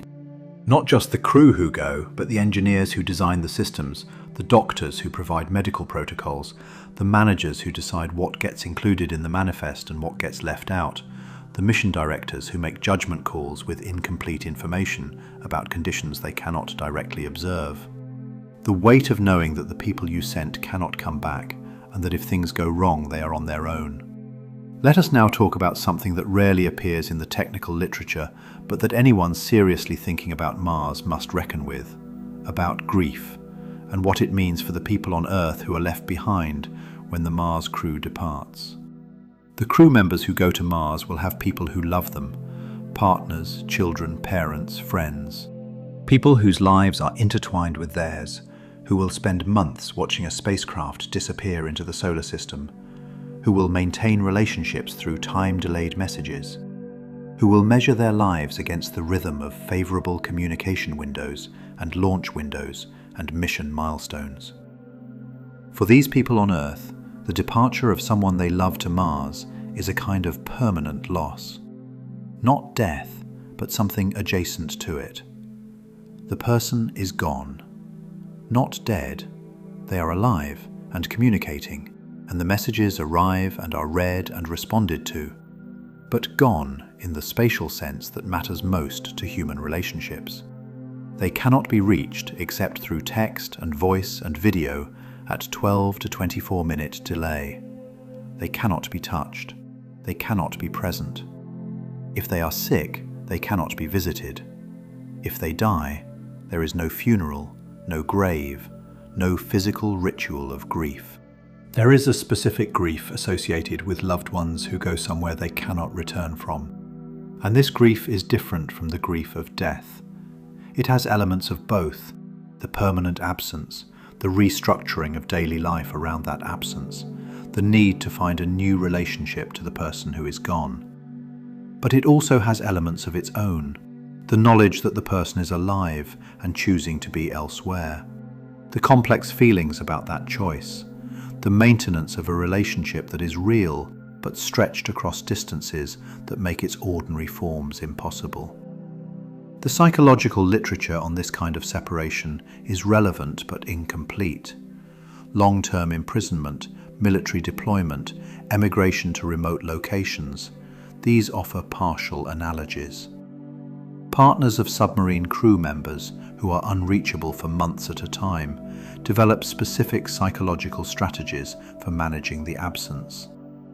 Partners of Antarctic winter-over researchers navigate similar terrain. The strategies, maintaining routines, establishing new social networks, finding meaning in the mission, are documented and relatively well understood. But the Mars case is more extreme and more permanent. The submarine eventually returns. The Antarctic winter ends. Mars is Mars, and if the mission becomes a settlement, there is no scheduled return date. There is the possibility of return, and then, over time, there is the increasingly realistic acknowledgement that return is not going to happen. Not because of failure, because of the same process, the rootedness, the community, the identity that makes the mission succeed. The families left on Earth will need to grieve, not the death of a loved one, but the permanent departure of one. And they will need to do this while maintaining a relationship with someone who is alive and reachable, who speaks to them regularly, who exists, but somewhere they cannot go. This is a new kind of loss. It requires new psychological frameworks, new social support structures, new ways of thinking about what a family means when its members are on different planets. These frameworks do not currently exist in any developed form, because no one has ever needed them before. They will need to be developed in the same way that all human psychological frameworks have been developed, by people going through the experience, articulating what they find, sharing it with others in similar situations, and gradually building the understanding and the vocabulary to make it possible to navigate. Let us now talk about something that sits at the far edge of what we can reason about clearly, about the very long term, about what a permanent human presence on Mars becomes over centuries and millennia, and what that means for the relationship between Earth and Mars. In the near term, the first decade of human presence on Mars, the relationship between Earth and Mars will be asymmetric. Earth will be the source of everything: crew, equipment, funding, knowledge, culture.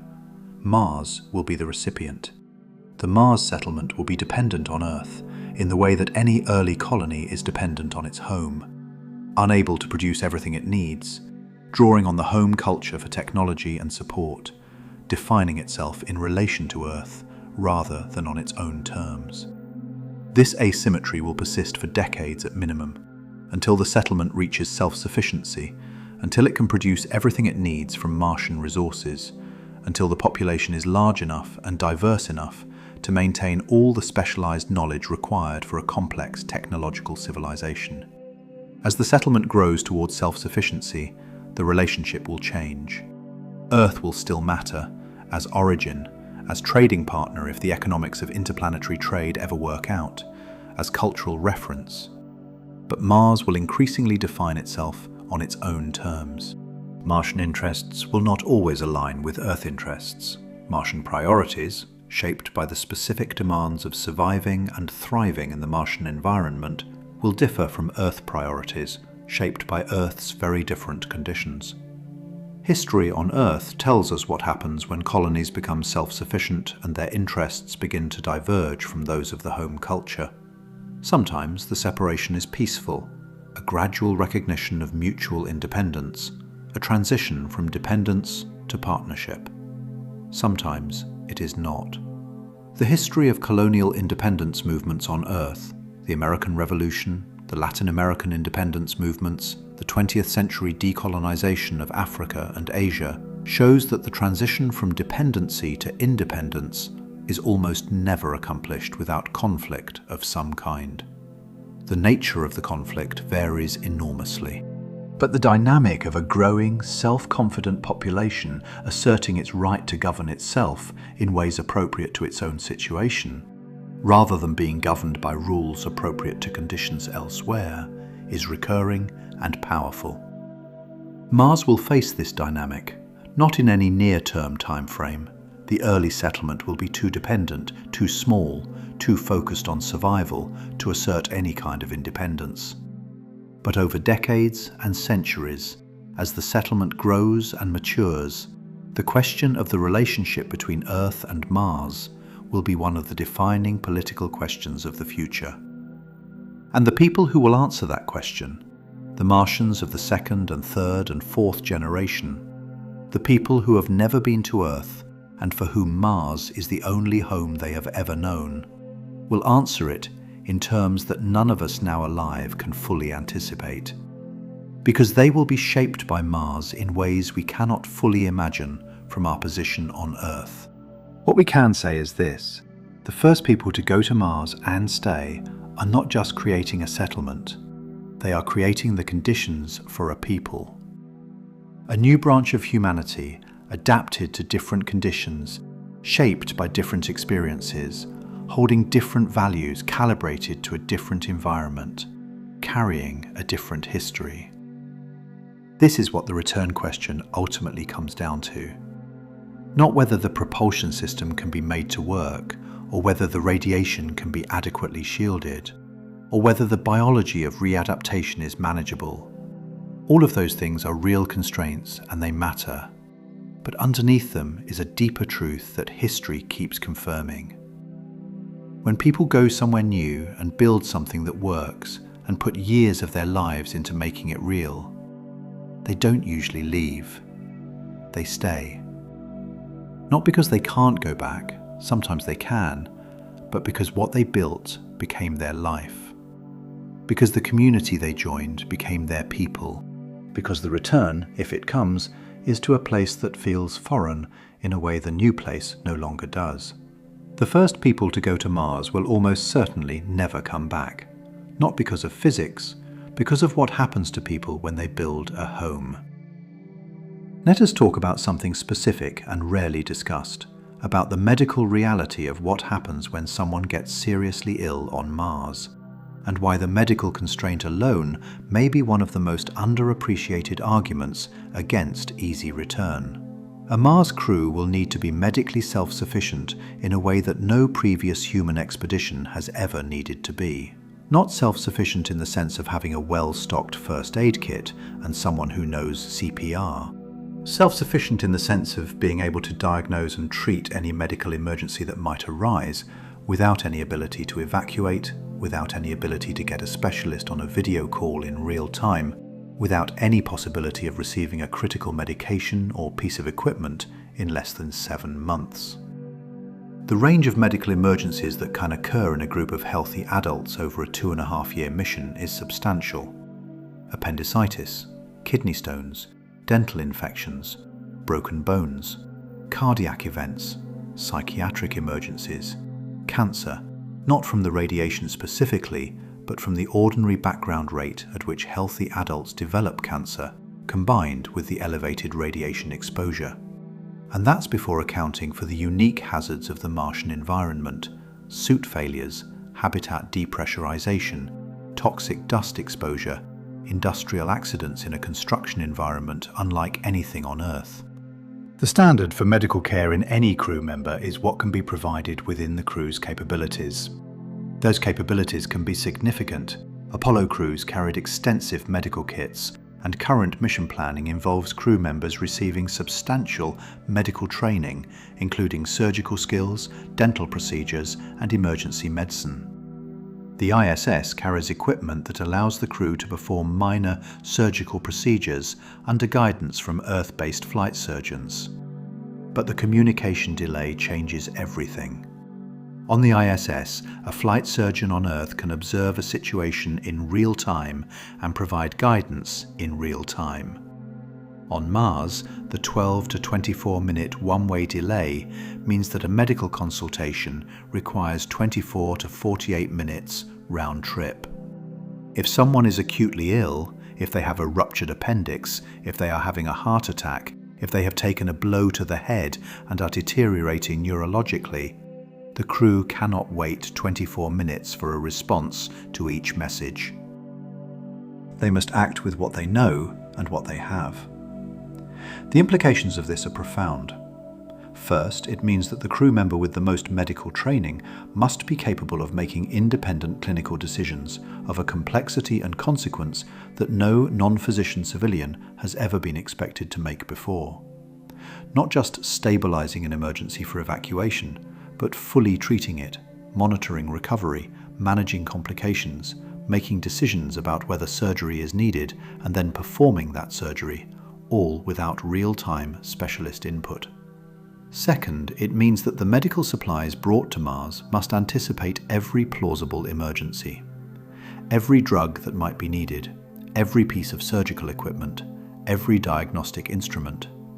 All of it brought from Earth at enormous cost, most of it hopefully never used, all of it degrading over time in the Martian environment, all of it finite and irreplaceable until the next supply ship arrives. Third, it means that certain medical scenarios that would be survivable on Earth, may not be survivable on Mars. Not because the treatment doesn't exist, but because the specific equipment or medication or specialist expertise required is not available. A person who needs a liver transplant or a specific chemotherapy regimen for a cancer that doesn't respond to the drugs on hand, or a type of cardiac surgery that requires equipment not in the Mars medical kit, that person faces a situation that the mission cannot address. This is the hardest thing about Mars medicine. Not the dramatic emergencies that kill quickly. Those can often be managed, or they resolve quickly one way or another. The hardest thing is the slow emergencies. The cancer that develops gradually. The cardiac disease that progresses. The chronic condition that the available medications manage but do not cure, and that gets worse over time, and that will eventually require treatment the settlement cannot provide.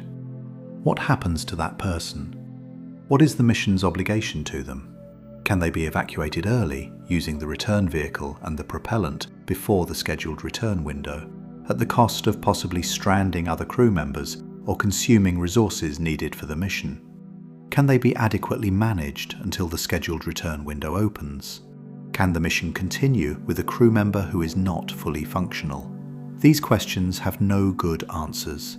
They have only better and worse trade-offs, and they will need to be answered under time pressure by people who are exhausted and frightened and separated by the cold light-speed delay from anyone who might have the authority or the perspective to help them decide. The medical constraint is in some ways the starkest of all the Mars constraints. Not because it is the most likely to cause a mission to fail. Most missions will probably not face catastrophic medical emergencies, but because it is the most vivid illustration of what it means to be truly and irreversibly far from help. A person who needs a doctor they cannot reach, on a planet where no rescue is coming, surrounded by people who care about them but cannot provide what they need. This is what far means. Not just far in kilometers, far in what can be done for you when things go wrong. Let us now talk about something that connects the Mars return question to the broader question of what space exploration is for, about the philosophical and civilizational arguments for establishing a permanent human presence on Mars, even if the people who do it never come back. The most serious argument for Mars colonization, the one that serious thinkers and serious engineers keep returning to, is not about scientific discovery. It is not about resources or economic opportunity or the romance of exploration. It is about survival. The argument goes like this. All of humanity currently lives on one planet. That planet is subject to risks: asteroid impact, supervolcanic eruption, pandemic, climate catastrophe, nuclear war, any of several categories of existential risk that have the potential to reduce or eliminate the human population on a civilizational scale. As long as all humans live on one planet, any of these events could end the human story. A self-sustaining human presence on Mars changes this calculus. Not dramatically at first. A settlement of 100 people or 1,000 is too small and too dependent on Earth to serve as a true independent backup for human civilization.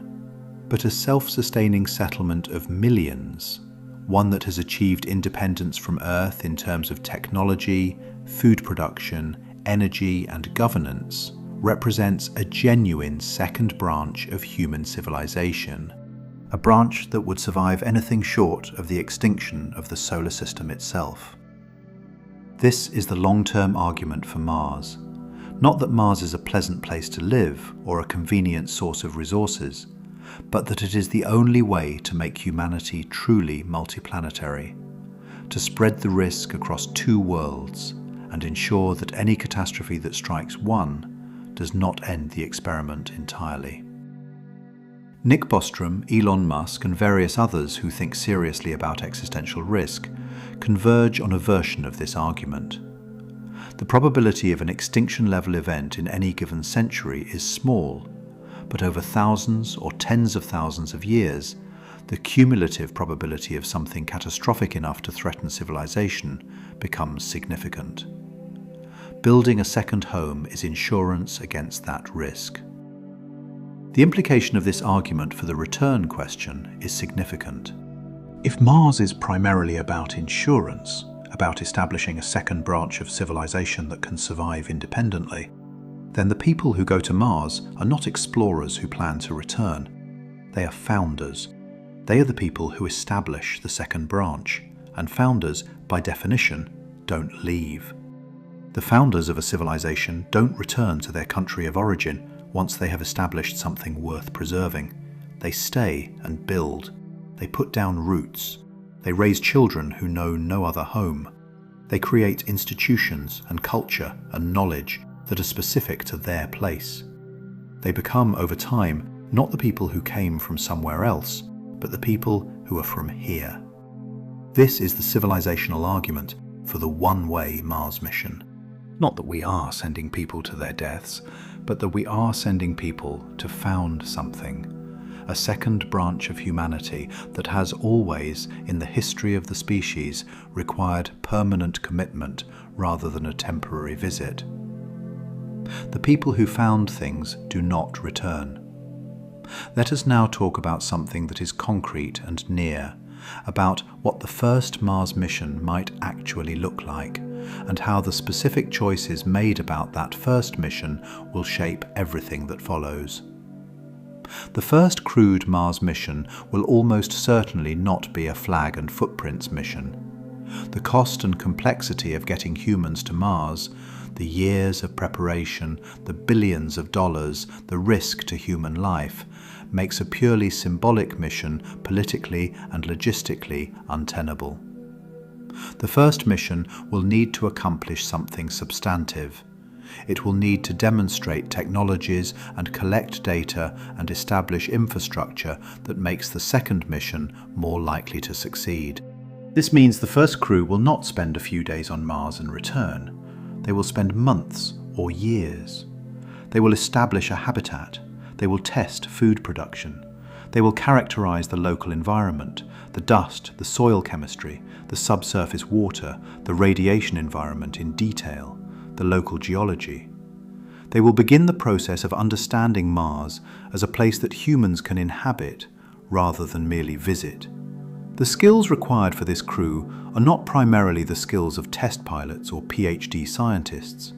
They are the skills of builders and maintainers and problem solvers, People who can fix equipment that breaks, who can grow food in difficult conditions, who can manage their own health without external support, who can make good decisions under extreme stress, who can maintain functional relationships in a small, confined group over years. The selection process for the first Mars crew will be one of the most consequential personnel decisions in human history. Every person selected will carry an enormous personal risk. Every person selected will need to be capable of functioning as doctor, engineer, farmer, builder, scientist, and psychologist, sometimes simultaneously. Every person selected will need to have made peace in some deep way with the possibility that they are going to Mars to stay. That last requirement, that psychological peace with permanent departure, is the hardest to select for. How do you test for it? You can simulate isolation. You can put people in extreme environments and observe their behavior. You can conduct interviews and psychological assessments. But the real test is the thing itself. Standing at the launch pad, knowing that the next time you feel soil beneath your feet, it will be Martian soil, and that the people waving goodbye might be waving forever, and that you are going anyway. Some people can pass that test. The history of exploration demonstrates this. People have gone to places from which they knew they might not return throughout human history for reasons that ranged from economic necessity to genuine calling to a combination of both. The people who go to Mars will be different versions of the same fundamental human type. People for whom the pull of going somewhere new and doing something that has never been done outweighs the pull of staying in the world they already know. They exist. They are out there now, among the people who watch Mars missions and follow space exploration and train as astronauts and engineers and scientists. The ones who, when they think honestly about what it would mean to go to Mars knowing they might not come back, feel something closer to anticipation than to dread. Those are the ones who will go. Let us now talk about something that sits at the edge of the discussion, about what the experience of being on Mars might actually feel like at the level of daily life, and why the texture of Martian existence might be one of the most compelling reasons for the people who go there to want to stay. Mars is not a grey, uniform, featureless wasteland. The images from the Curiosity and Perseverance rovers reveal a world of extraordinary variety and beauty, at least within the specific aesthetic of a world without liquid water or life. The landscape of Gale Crater, where Curiosity operates, includes layered sedimentary rocks that record billions of years of geological history, ancient riverbed deposits, mudstone that preserves the chemistry of ancient Martian lakes, and geological features that speak of a world with a rich and dynamic past. The sky on Mars is not black.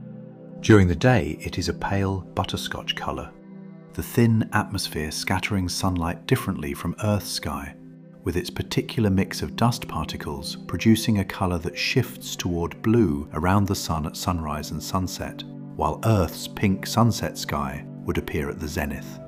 The light levels are lower than Earth's. Mars is farther from the sun, but the day is still a day, bright enough to see clearly, bright enough to feel the warmth of the sun on your suit, even if the air temperature is far below freezing. Sunsets on Mars are blue, not the orange and red of Earth sunsets, but a specific pale blue. The same dust particles that make the daytime sky orange forward scatter blue light as the sun approaches the horizon, creating sunsets unlike anything in human visual experience. The two moons of Mars, Phobos and Deimos, are small and irregular. Phobos is close enough to orbit Mars faster than Mars rotates, rising in the west and setting in the east, completing an orbit in approximately 7.6 hours. Deimos is smaller and more distant, moving slowly enough to appear nearly stationary. Neither is anywhere near the angular size of Earth's moon. They look like bright stars rather than disks, but they are present, moving visibly against the star field, part of the Martian night. The stars from Mars are the same stars visible from Earth, the same constellations in almost the same positions. Mars is close enough to Earth in astronomical terms that the stellar background is essentially identical. Looking up at night from the Martian surface, a human being would recognize Orion and the Big Dipper and the Southern Cross and every other constellation they learned as a child. The night sky would feel familiar in a way that nothing else about Mars feels familiar, except for one thing. Looking from Mars, Earth would be visible, a bright blue star in the inner solar system. Not as large as the Moon appears from Earth, but bright, distinctly blue, visibly different from other stars. The world you came from, visible as a point of light in the sky, close enough to see, but impossibly far to reach. This specific visual, Earth as a bright blue star in the Martian night sky, is one of the things that no amount of description can fully prepare you for. No human being has ever experienced it. The astronauts who have seen Earth from orbit have seen it as a large, near thing, filling the window, moving, rotating, detailed. From Mars, Earth would be a point. A specific, recognizable, emotionally resonant point, but a point. The world you knew, the people you loved, everything familiar, all of it compressed into a blue dot in the darkness. This is simultaneously one of the most beautiful and most heartbreaking things imaginable. And yet, people will do it. People will stand on the surface of Mars under Martian stars, looking at the blue dot that is Earth, feeling whatever they feel, grief and wonder, and the specific emotion that has no name yet, the emotion of being the first of your kind to stand somewhere. And they will choose, consciously or through the gradual accumulation of life, to make that distant dot origin rather than destination. Let us now talk about something that connects the practical return question to the largest question of all, about meaning and what it means for a human life to be spent on the project of making humanity multiplanetary. Every human life is spent on something, not always consciously, not always by deliberate choice, but the hours add up, and they add up to something. A career, a family, a set of skills and relationships and accomplishments that constitute the shape of a life. Most of those shapes are private and local, meaningful to the people who live them and to the people who love those people, but not meaningful on the scale of history or civilization. A tiny fraction of human lives are spent on something that matters at a larger scale. Not because the people who lived them were better or more deserving, but because the circumstances of history presented them with an opportunity of unusual significance, and they took it. The people who make the first Mars missions permanent, who go to Mars and build something and stay, will have spent their lives on one of the most consequential projects in human history. They will have established the first human presence on another planet. They will have demonstrated that humans can live, not just visit, in an environment beyond Earth. They will have made real the concept that has been discussed and imagined and debated for a century, that humanity does not need to be a single planet species, that the experiment of intelligence and consciousness and civilization does not need to be confined to one world. This is not a small thing. The people who have the chance to do this, and who, understanding the full weight of what they are doing, choose to do it anyway, will have answered a question about what kind of person chooses to found a new branch of human civilization over the ordinary attractions of an ordinary life. The answer, when it comes, will not surprise anyone who has paid attention to the history of exploration and settlement. It will be the same answer that has always emerged from these moments. People who felt the pull of the new place more strongly than the pull of the familiar one. People for whom the project of getting there and staying there was not a sacrifice, but an expression of who they most fundamentally were. They will be the first Martians. Not in the science fiction sense of extraterrestrial beings, in the most literal possible sense of humans who are from Mars, who live there, who built something there, who raised children there, who made it the center of their experience and their identity and their life. And they will almost certainly never come back. Not because they can't, because they are home. Let us talk about something that has been implicit throughout everything we have discussed, but that deserves direct examination. About what we actually mean when we say someone can't come back versus won't come back, and why this distinction matters more than it might initially seem. The framing of Mars as a one-way proposition is sometimes resisted on the grounds that it implies constraint, that the people who go are somehow trapped, that they have no choice, that their freedom of movement has been taken from them. This framing misses something important. The Apollo astronauts could not stay on the moon. The return capability was built into the mission design, the fuel was there, the trajectory was planned, and, crucially, the moon offered nothing that would make anyone want to stay. There was no air, no water, no food, no community, no shelter beyond the minimal. Staying would have been suicide, not settlement. Mars is different. Mars will offer something, not comfort, not in the early years, not in any way that Earth cannot offer more easily, but purpose, community, the specific, irreplaceable value of being somewhere that needs you in a way that Earth does not. The people who stay on Mars will not be staying because they cannot leave. They will be staying because the calculus of their lives, the weighing of what is here against what is there, of what they have built against what they might return to, of who they are now against who they were, has come out on the side of Mars. This is a choice, a genuine, considered, adult choice, made by people who understand its implications. And the fact that it might feel to observers on Earth like never coming back does not change the nature of the choice. Human beings make permanent choices all the time. We marry, we have children, we take on commitments that reshape the rest of our lives in ways that cannot be undone. We invest ourselves in projects and relationships and places that become load-bearing elements of our identity. Remove them, and we would not know who we are anymore. Going to Mars and staying is a permanent choice in this sense. Not the forced permanence of a prison sentence or an exile, but the voluntary permanence of a commitment that has been made and that has become real through the daily work of living it out. The people who make this choice will have made it fully informed.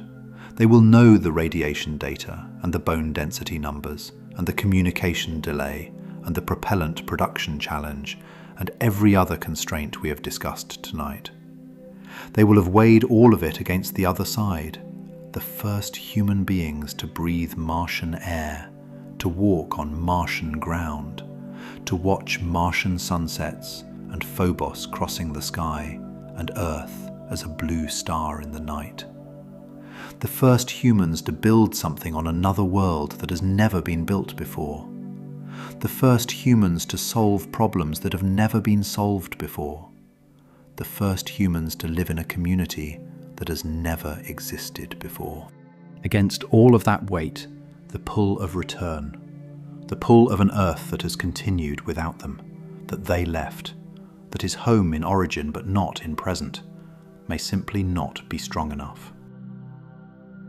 Let us now talk about something that illuminates the Mars return question through a specific historical lens, about the fur trade era in North America and what happened to the men who went into the wilderness, and what their experience tells us about what happens to people who go somewhere truly remote and demanding. In the late 17th and early 18th centuries, the fur trade in North America pushed European men into the interior of the continent, into wilderness regions that were genuinely remote by the standards of the time, where contact with European civilization was seasonal at best and years-long at worst. These men, coureurs des bois in the French-Canadian tradition, later the American mountain men, went into regions where the nearest European settlement was weeks or months of difficult travel away. What happened to them is instructive. Some maintained their European identity throughout, traders and company men who went in for a season or a year and came back, who kept their cultural reference point in the European world and returned to it. These men treated the wilderness as a workplace. But many others, particularly those who went deeper and stayed longer, underwent a transformation. They learned indigenous languages. They married indigenous women. They adopted indigenous technologies, snowshoes, birch bark canoes, specific hunting and trapping methods. Not because they were forced to, but because these technologies worked and European alternatives did not. They developed expertise in the specific landscape they inhabited. Knowledge of the rivers, the animal behavior, the seasonal patterns, the plants, that made them genuinely Martians of their world. Knowledge that had no value anywhere else. And many of them never really went back. Not because they were trapped, but because the thing they had built in the wilderness, the skills, the relationships, the identity, the understanding of a specific world that no one back in the European settlements shared, had become more real to them than the world they had come from. The mountain men of the American West in the early 19th century are the most vivid example. Men like Jim Bridger and Jedediah Smith and Kit Carson spent years in the Rocky Mountains, in a landscape of genuine beauty and genuine danger, a landscape that required total competence and total commitment from everyone in it, a landscape that did not forgive mistakes. They developed a culture specific to that environment, a specific language, specific values, specific humor, specific knowledge. A culture visible enough that it was documented by the artists and writers who encountered them. When the fur trade collapsed in the 1840s, when the beaver were largely trapped out and the fashion for beaver felt hats had passed, and the economic reason for being in the mountains disappeared, some of the mountain men returned to settled life. Some found it genuinely difficult. Bridger reportedly said that he could not sleep in a house, that walls made him feel trapped, that he needed to see the sky. Many of the mountain men found work as guides for emigrant parties heading west, finding ways to stay in the landscape they had adapted to, rather than returning fully to the world they had come from. The pattern is consistent across many historical examples of people who go somewhere demanding and remote and deep. The ones who go deep and stay long often don't fully come back. They adapt to where they are in ways that make the place they came from feel foreign. They develop expertise and identity and community in the new place that has no value or meaning in the old place. They become, in some fundamental way, of the place they went to. This will happen on Mars. Not to everyone. Some will go and return and be glad to return, and their experience and knowledge will be invaluable to the project of expanding what is possible on Mars. But for the ones who go deep and stay long, the ones who spend years learning Mars the way the mountain men learned the Rockies, the prospect of return will become progressively less compelling. Not because Earth loses its meaning, Earth will always be origin, but because Mars will have become home. Let us now talk about something that is as concrete as the discussion gets, about the specific technological developments that would most change the return calculus, and whether any of them are plausible in the time frame when the first Mars missions might occur.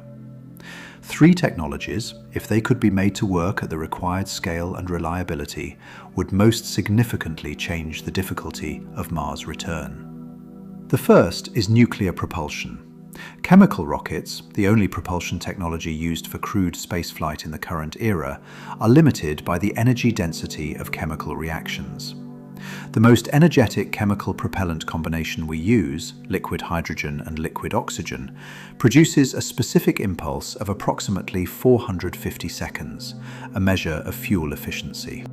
Nuclear thermal propulsion, in which a nuclear reactor heats a propellant directly rather than combining it chemically, could achieve specific impulses of 800 to 1000 seconds, roughly double the efficiency of the best chemical rockets.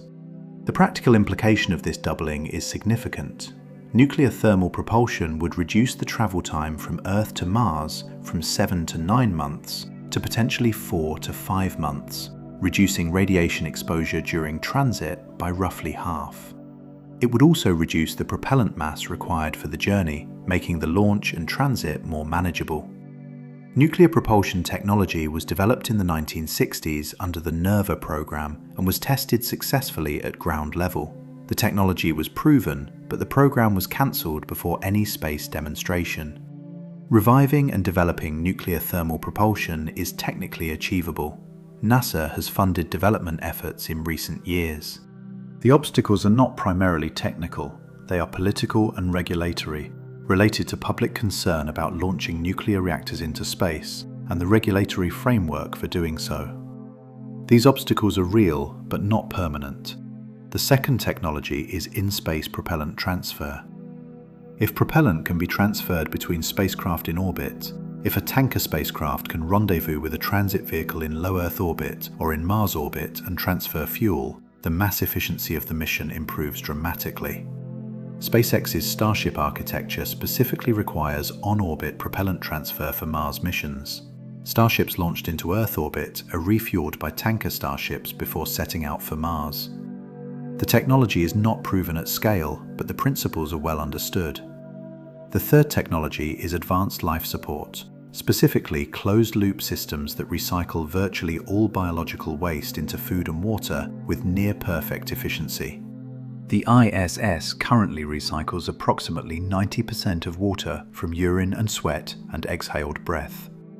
A Mars mission needs to push this closer to 98 or 99%. Every percentage point of water not recycled is water that must either be mined from the Martian surface or brought from Earth. Similarly, food production systems that can produce a substantial fraction of the crew's caloric needs from Martian resources, using local water ice, local soil, appropriately processed, CO2 from the Martian atmosphere, and artificial lighting or solar power, would dramatically reduce the resupply requirements of the mission. None of these technologies changes the fundamental physics of the return problem. Mars is still far away. The synodic period still requires waiting 15 to 20 months for the return window. The radiation environment is still what it is. But each of them makes the mission safer, shorter, or less dependent on continuous resupply from Earth. Each of them shifts the balance slightly in favor of missions that have viable return options. Whether they are ready in time for the first crewed Mars missions depends entirely on when those missions occur. If the first humans land on Mars in the 2030s, which is possible if aggressive in the most optimistic scenarios, the technologies may not be sufficiently mature. If the first missions happen in the 2040s or 2050s, more of these technologies may be available. But even with all three technologies working, the return from Mars will never be as simple as the return from the Moon. The distances are too great, the transit times too long, the biological effects too significant for Mars to ever be a place you visit casually and return from without consequence. The person who comes back from Mars will always be marked by having gone, physiologically, psychologically, experientially marked in ways that are permanent, regardless of whether the physical return is achieved. Let us now talk about something that has not been discussed directly, but that underlies everything, about fear, and the specific kind of courage required to go to Mars knowing what we know, and what that courage looks like from the inside. Fear is a useful emotion. It evolved to protect organisms from threats that could damage or destroy them, and it works by making the threat feel vivid and immediate, by producing the visceral experience of what might go wrong in enough detail that action is motivated. Fear of a predator makes you run. Fear of a fall makes you grip more tightly. Fear of the dark makes you more attentive to sounds. The threats of a Mars mission are real. The radiation is real. The isolation is real. The possibility of technical failure is real. The possibility of never coming back is real. A person who feels no fear about these things is not courageous. They are either uninformed or unable to process the information. The people who go to Mars will know fear. They will feel it in training and during the launch, and during the 7 months of transit, and during every EVA when the suit is between them and death. What they will do with that fear, how they process it, how they use it, how they prevent it from becoming the dominant feature of their experience, is the work of courage. Not the absence of fear, but the decision to proceed despite it. Not the suppression of the knowledge of what could go wrong, but the determination to do the things that make it less likely to go wrong, to maintain the competence and the attention and the care that are the actual content of being safe in a dangerous place. This is the specific courage of the person who goes to Mars. Not the dramatic courage of a soldier in a firefight, acute, immediate, requiring rapid physical response. The long, slow, daily courage of living in a place where every system between you and death requires maintenance, where the consequences of inattention are catastrophic, where the isolation and the confinement and the distance from everything familiar would press on most people until something broke. The people who go to Mars will have made their peace with the fear before they go, not eliminated it, that is not possible and would not be desirable, but situated it, understood it, decided that the thing they are going toward is worth the fear they are going through to get there. And then they will go. And the fear will be there throughout the transit, throughout the first months on the surface, throughout every EVA, throughout every system anomaly and every medical issue and every moment of conflict within the crew. The fear will be a companion, not a master. A voice that says pay attention, not a voice that says stop. And gradually, not all at once, but gradually, as the months become years and the systems stabilize and the routines become familiar and the community becomes real, the fear will become background noise. Still present, still useful, still listened to, but no longer the loudest voice. The loudest voice, by then, will be the one that says, "This is where I live. This is what I do. These are my people. This is my work." And that voice, once it is the loudest, changes everything about the return question. Let us now talk about something that takes the discussion to its logical conclusion, about what a Mars settlement looks like not in the first year or the first decade, but in the first generation, and what that means for the relationship between the settlers and the concept of return. A generation is roughly 25 to 30 years. In 25 years from the first landing on Mars, assuming the first landing happens in something like the 2040s, the year is approximately 2070. In that time frame, assuming the first missions lead to second missions and third missions and the gradual build-up of permanent infrastructure, there could be dozens or hundreds of people on Mars. There could be a functioning habitat, a reliable food production system, a propellant production system running continuously, a medical facility adequate to handle most emergencies, a communications infrastructure, a social structure that has evolved from the mission framework of the first crew to something more organic and community-based. There could be children. The first child born on Mars, the first Martian native, will be one of the most significant events in human history. Not just symbolically, but practically. This child will not have chosen to be on Mars. They will simply be there because their parents are there, because Mars is where their family lives. They will learn to read in a Martian habitat.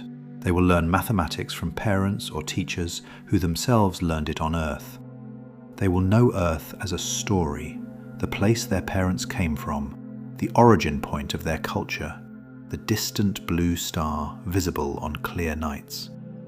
But they will not know Earth as a place. They will know Mars. This child's relationship to return is entirely different from their parents' relationship to return. Their parents came from somewhere else and might conceivably go back. This child came from Mars. Going to Earth would not be return for them. It would be emigration, leaving the only home they have ever known for a planet that is the origin story of their culture, but not the physical reality of their life. And Earth gravity, full 1G, would be a genuine physical challenge for this child. They have grown in Martian gravity. Their body has developed in Martian gravity. Their bones, their muscles, their cardiovascular system, all adapted to 38% of Earth's gravitational pull. Putting them in full gravity is not simply uncomfortable, it may be genuinely dangerous. The first generation born on Mars may be physically unable to go to Earth. Not because of any technical barrier, because their bodies are not built for it. This is the moment when Mars is no longer a mission or a settlement or an outpost. This is the moment when Mars is a home in the most irreversible possible sense, because there are people for whom it is the only home there is. The first generation of native Martians will inherit something unprecedented, a world that was prepared for them by the people who came before them at enormous cost and enormous courage, and that is now theirs to inhabit and to continue building. They will have questions their parents could not have anticipated. They will develop solutions their parents would not have imagined. They will build a society that is recognizably human, built from the same culture and knowledge and values that Earth produced, but shaped by the specific conditions of their specific world. They will be Martians. Not as a mission description or a location identifier, as an identity. The same way someone from Iceland is Icelandic, not because they chose to be born there, but because that is where they come from, and coming from there has shaped everything about who they are. And for them, the question of return will not be a question at all. Mars will be where they are from. Where would they return to? Let us now talk about something that brings everything together in a specific and unexpected way, about what the people who do return from Mars, the ones who make the round trip, who spend years on Mars and come home, will be like, and what their return will mean for Earth. Because some will return. Not most, perhaps not even many in the long run, but some. The mission profile allows for it. The propellant can be made, the return window can be used. And some people who go to Mars will feel, when the time comes, that their work there is complete, that the next mission, the next crew, can carry it forward, and that what they need is to come home. What will it be like when they do? They will step off the return vehicle after 7 to 9 months of transit and feel the full weight of Earth's gravity for the first time in 2.5 years. This will be significant. Not just the subjective feeling of heaviness, though that will be real and disorienting. The actual mechanical loading on bones adapted to 0.38 G. The cardiovascular system adapted to a different gravitational gradient, trying to pump blood against a gradient 2.6 times steeper than it has been managing. The vestibular system, calibrated to Martian gravity and to spaceflight microgravity, suddenly attempting to process full terrestrial gravity. Recovery will take time, weeks of rehabilitation, relearning to walk under full gravity, rebuilding bone density and muscle mass, recalibrating the vestibular system, adjusting the cardiovascular system. The ISS astronauts who return from 6 months in microgravity undergo months of rehabilitation. A person returning from 2.5 years that included microgravity transit and Martian partial gravity will face a longer and more complex process. But they will recover, or most of them will.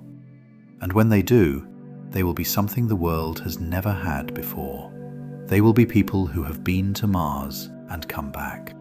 They will carry in their bodies, in their bones and muscles, in the specific pattern of their gene expression, in the radiation dose their tissues have received, the physical record of having been somewhere no other human being has been. They will carry in their minds the specific knowledge of what it is to live on Mars, not as information, but as experience, as memory, as the texture of daily life in another world. They will not be the people they were when they left. The person who spent 2.5 years on Mars, who watched Earth shrink to a blue star, who suited up every day to go outside into a cold, thin atmosphere, who grew their own food and fixed their own equipment and kept their crewmates alive and was kept alive by them. that person is not the same person who launched from Earth. They will come back knowing something that no book or documentary or simulation can convey. Knowing it in their cells, in their nervous systems, in the way they process the smell of grass and the weight of humidity and the sound of wind through actual trees. Knowing it in the specific, bodily, visceral way that only direct experience can produce. And they will not fit. Not immediately. Not for a while. Perhaps not ever completely. The world they return to will have continued without them. Their children will have grown. Their parents will have aged.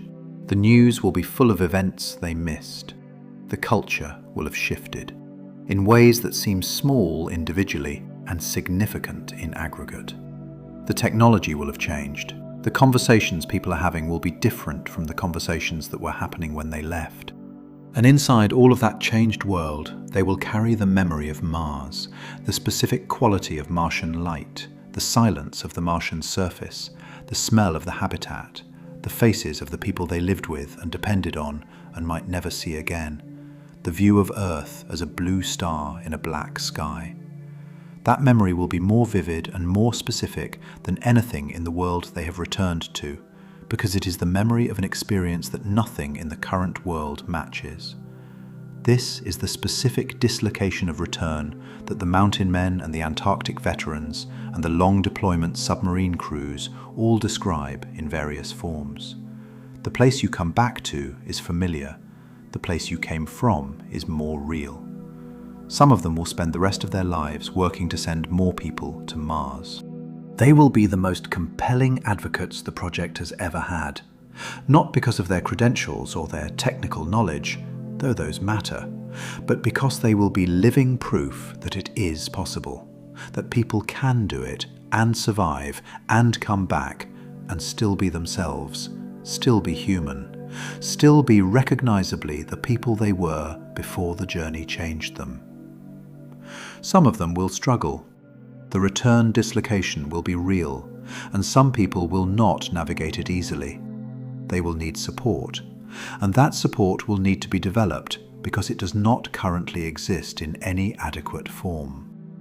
And some of them, after they have recovered and readapted and spent time on Earth, will start to feel the pull again. The pull of Mars, the pull of the specific, demanding, irreplaceable experience of being somewhere that needs you in a way that Earth no longer does. And some of those will go back. And those, the ones who go back, will have made their choice as definitively as any choice can be made. Mars is where they live. Earth was where they came from. The distinction, once it becomes clear, does not resolve back into ambiguity. The first humans to go to Mars will almost certainly never come back. Not because of failure, because they went deep enough and stayed long enough to find out what every human being who has ever gone somewhere genuinely new and genuinely demanding has eventually found out. That the new place stops being somewhere you went and starts being somewhere you are. That the familiar place stops being home and starts being where you're from. That the question of return, which seemed so important at the beginning, gradually resolves not into an answer, but into a kind of quiet clarity about what matters now and where you belong and what you are building and who you are doing it with. The people on Mars will know the Earth. They will see it in the sky. They will read about it and communicate with the people on it and care deeply about what happens to it. Earth is their origin. Earth is their species. Earth is the source of everything that made them and everything they brought with them to build something new. But they will not be on Earth. They will be on Mars. Building the next chapter. There is a moment in every long journey when you stop counting the days until you return and start counting the days since you arrived. No one can tell you exactly when it happens. It is not marked on a calendar. It does not announce itself. One day you are a person who came from somewhere else and is here temporarily, and then, gradually, through the accumulation of days and work and difficulty and the specific texture of living in a specific place, you are a person who is from here. The first humans to land on Mars will experience this moment. We do not know when. Maybe after the first Martian winter, after they have watched the dust storms that can swallow the entire planet, after they have kept the habitat running through weeks of reduced solar power, after they have proven to themselves that they can survive the worst Mars can throw at them. Maybe after the first medical emergency they handled alone, 300 million kilometers from the nearest hospital. Maybe after the first crop they grew in Martian soil actually produced food they actually ate. Maybe after the first moment when they looked at the habitat and the equipment and everything they had built and understood that what they were looking at was theirs, not borrowed, not temporary, not a mission asset to be returned to Earth. Theirs, in the way that any home belongs to the people who live in it and maintain it and need it to survive. The moment will come, and when it does, the question of return will have changed its character entirely. Let us be honest about what we have covered tonight. The physics are real. The synodic period of Mars means that a crew arrives and has 15 to 20 months before the first return window opens. The propellant for return must be manufactured on Mars from Martian resources, a process that has never been done at scale in a real Martian environment. The transit radiation accumulates, 300 millisieverts each way, approaching or exceeding conservative lifetime limits for a round trip. The biological adaptations to partial gravity are unknown in their long-term consequences. The psychological demands of isolation at interplanetary distances are without precedent. All of this is true. All of it is measurable. All of it represents real constraints on real people who will go to a real place. But none of it is the full story. The full story includes something that physics cannot capture and that logistics cannot quantify. It includes the specific experience of being the first humans to stand on another planet.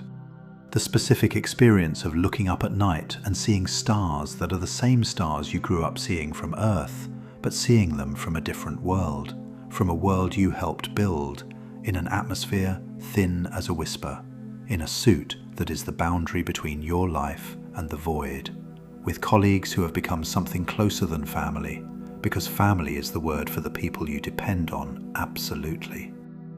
The full story includes the blue star in the Martian night sky, Earth visible from Mars, the world you came from reduced to a point of light, beautiful, present, impossibly far.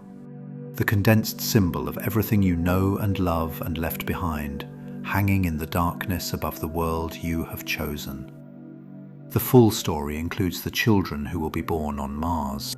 The first generation who will look up at that same sky and see not the world they came from, but a world they have heard about, a world that is their heritage, but not their home.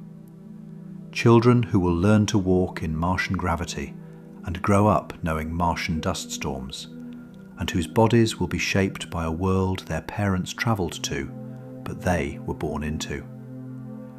For those children, the question of return will not exist.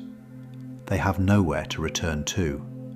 They are home. The people who go to Mars will know all of this before they go. They will have read the radiation numbers and the mission architecture documents and the psychological studies from Mars 500 and the Antarctic winter over literature. They will have spoken to doctors and engineers and psychologists about every dimension of what they are facing.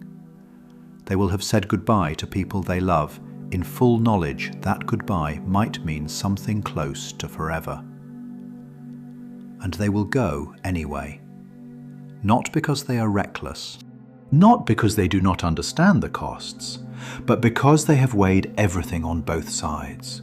All the difficulty and danger and loss on one side, and everything on the other side, and the other side was heavier. The other side contains something that is difficult to articulate, but that everyone who has ever done something genuinely hard for something genuinely important has encountered. The specific gravity of a project that is larger than you are. The pull of something that will matter after you are gone. The knowledge that you are part of the beginning of something. That what you do now will echo forward in ways you cannot predict and may not live to see. This is what the first Mars settlers will carry. Not just their tools and their food and their medical equipment and their seeds, but the knowledge that they are the first. That what they establish now becomes the foundation for everything that follows. That the choices they make about how to organize their community, about how to solve problems, about how to treat each other in conditions of extreme stress, about what to preserve from Earth culture and what to adapt for Martian reality. Those choices will shape what Martian civilization becomes. The weight of being first is not a burden in the negative sense. It is a kind of responsibility that gives every action a significance it would not otherwise have. The first crop grown in Martian soil is not just food. It is proof that food can be grown on Mars. The first child born on Mars is not just a person. It is the beginning of a people. The first Martian winter survived is not just endurance. It is knowledge. Knowledge that Mars can be weathered, that its worst is survivable, that the settlement can persist. Everything the first settlers do is both practical necessity and historical act simultaneously. And the return question, will they come back? Can they come back? Do they want to come back? Is finally not a question about rockets or propellant or radiation or bone density. It is a question about what kind of people go to the frontier of the possible and what they find when they get there. The history of human exploration and settlement, read honestly, suggests the answer. People who go to the frontier and build something worth preserving don't usually leave. They stay.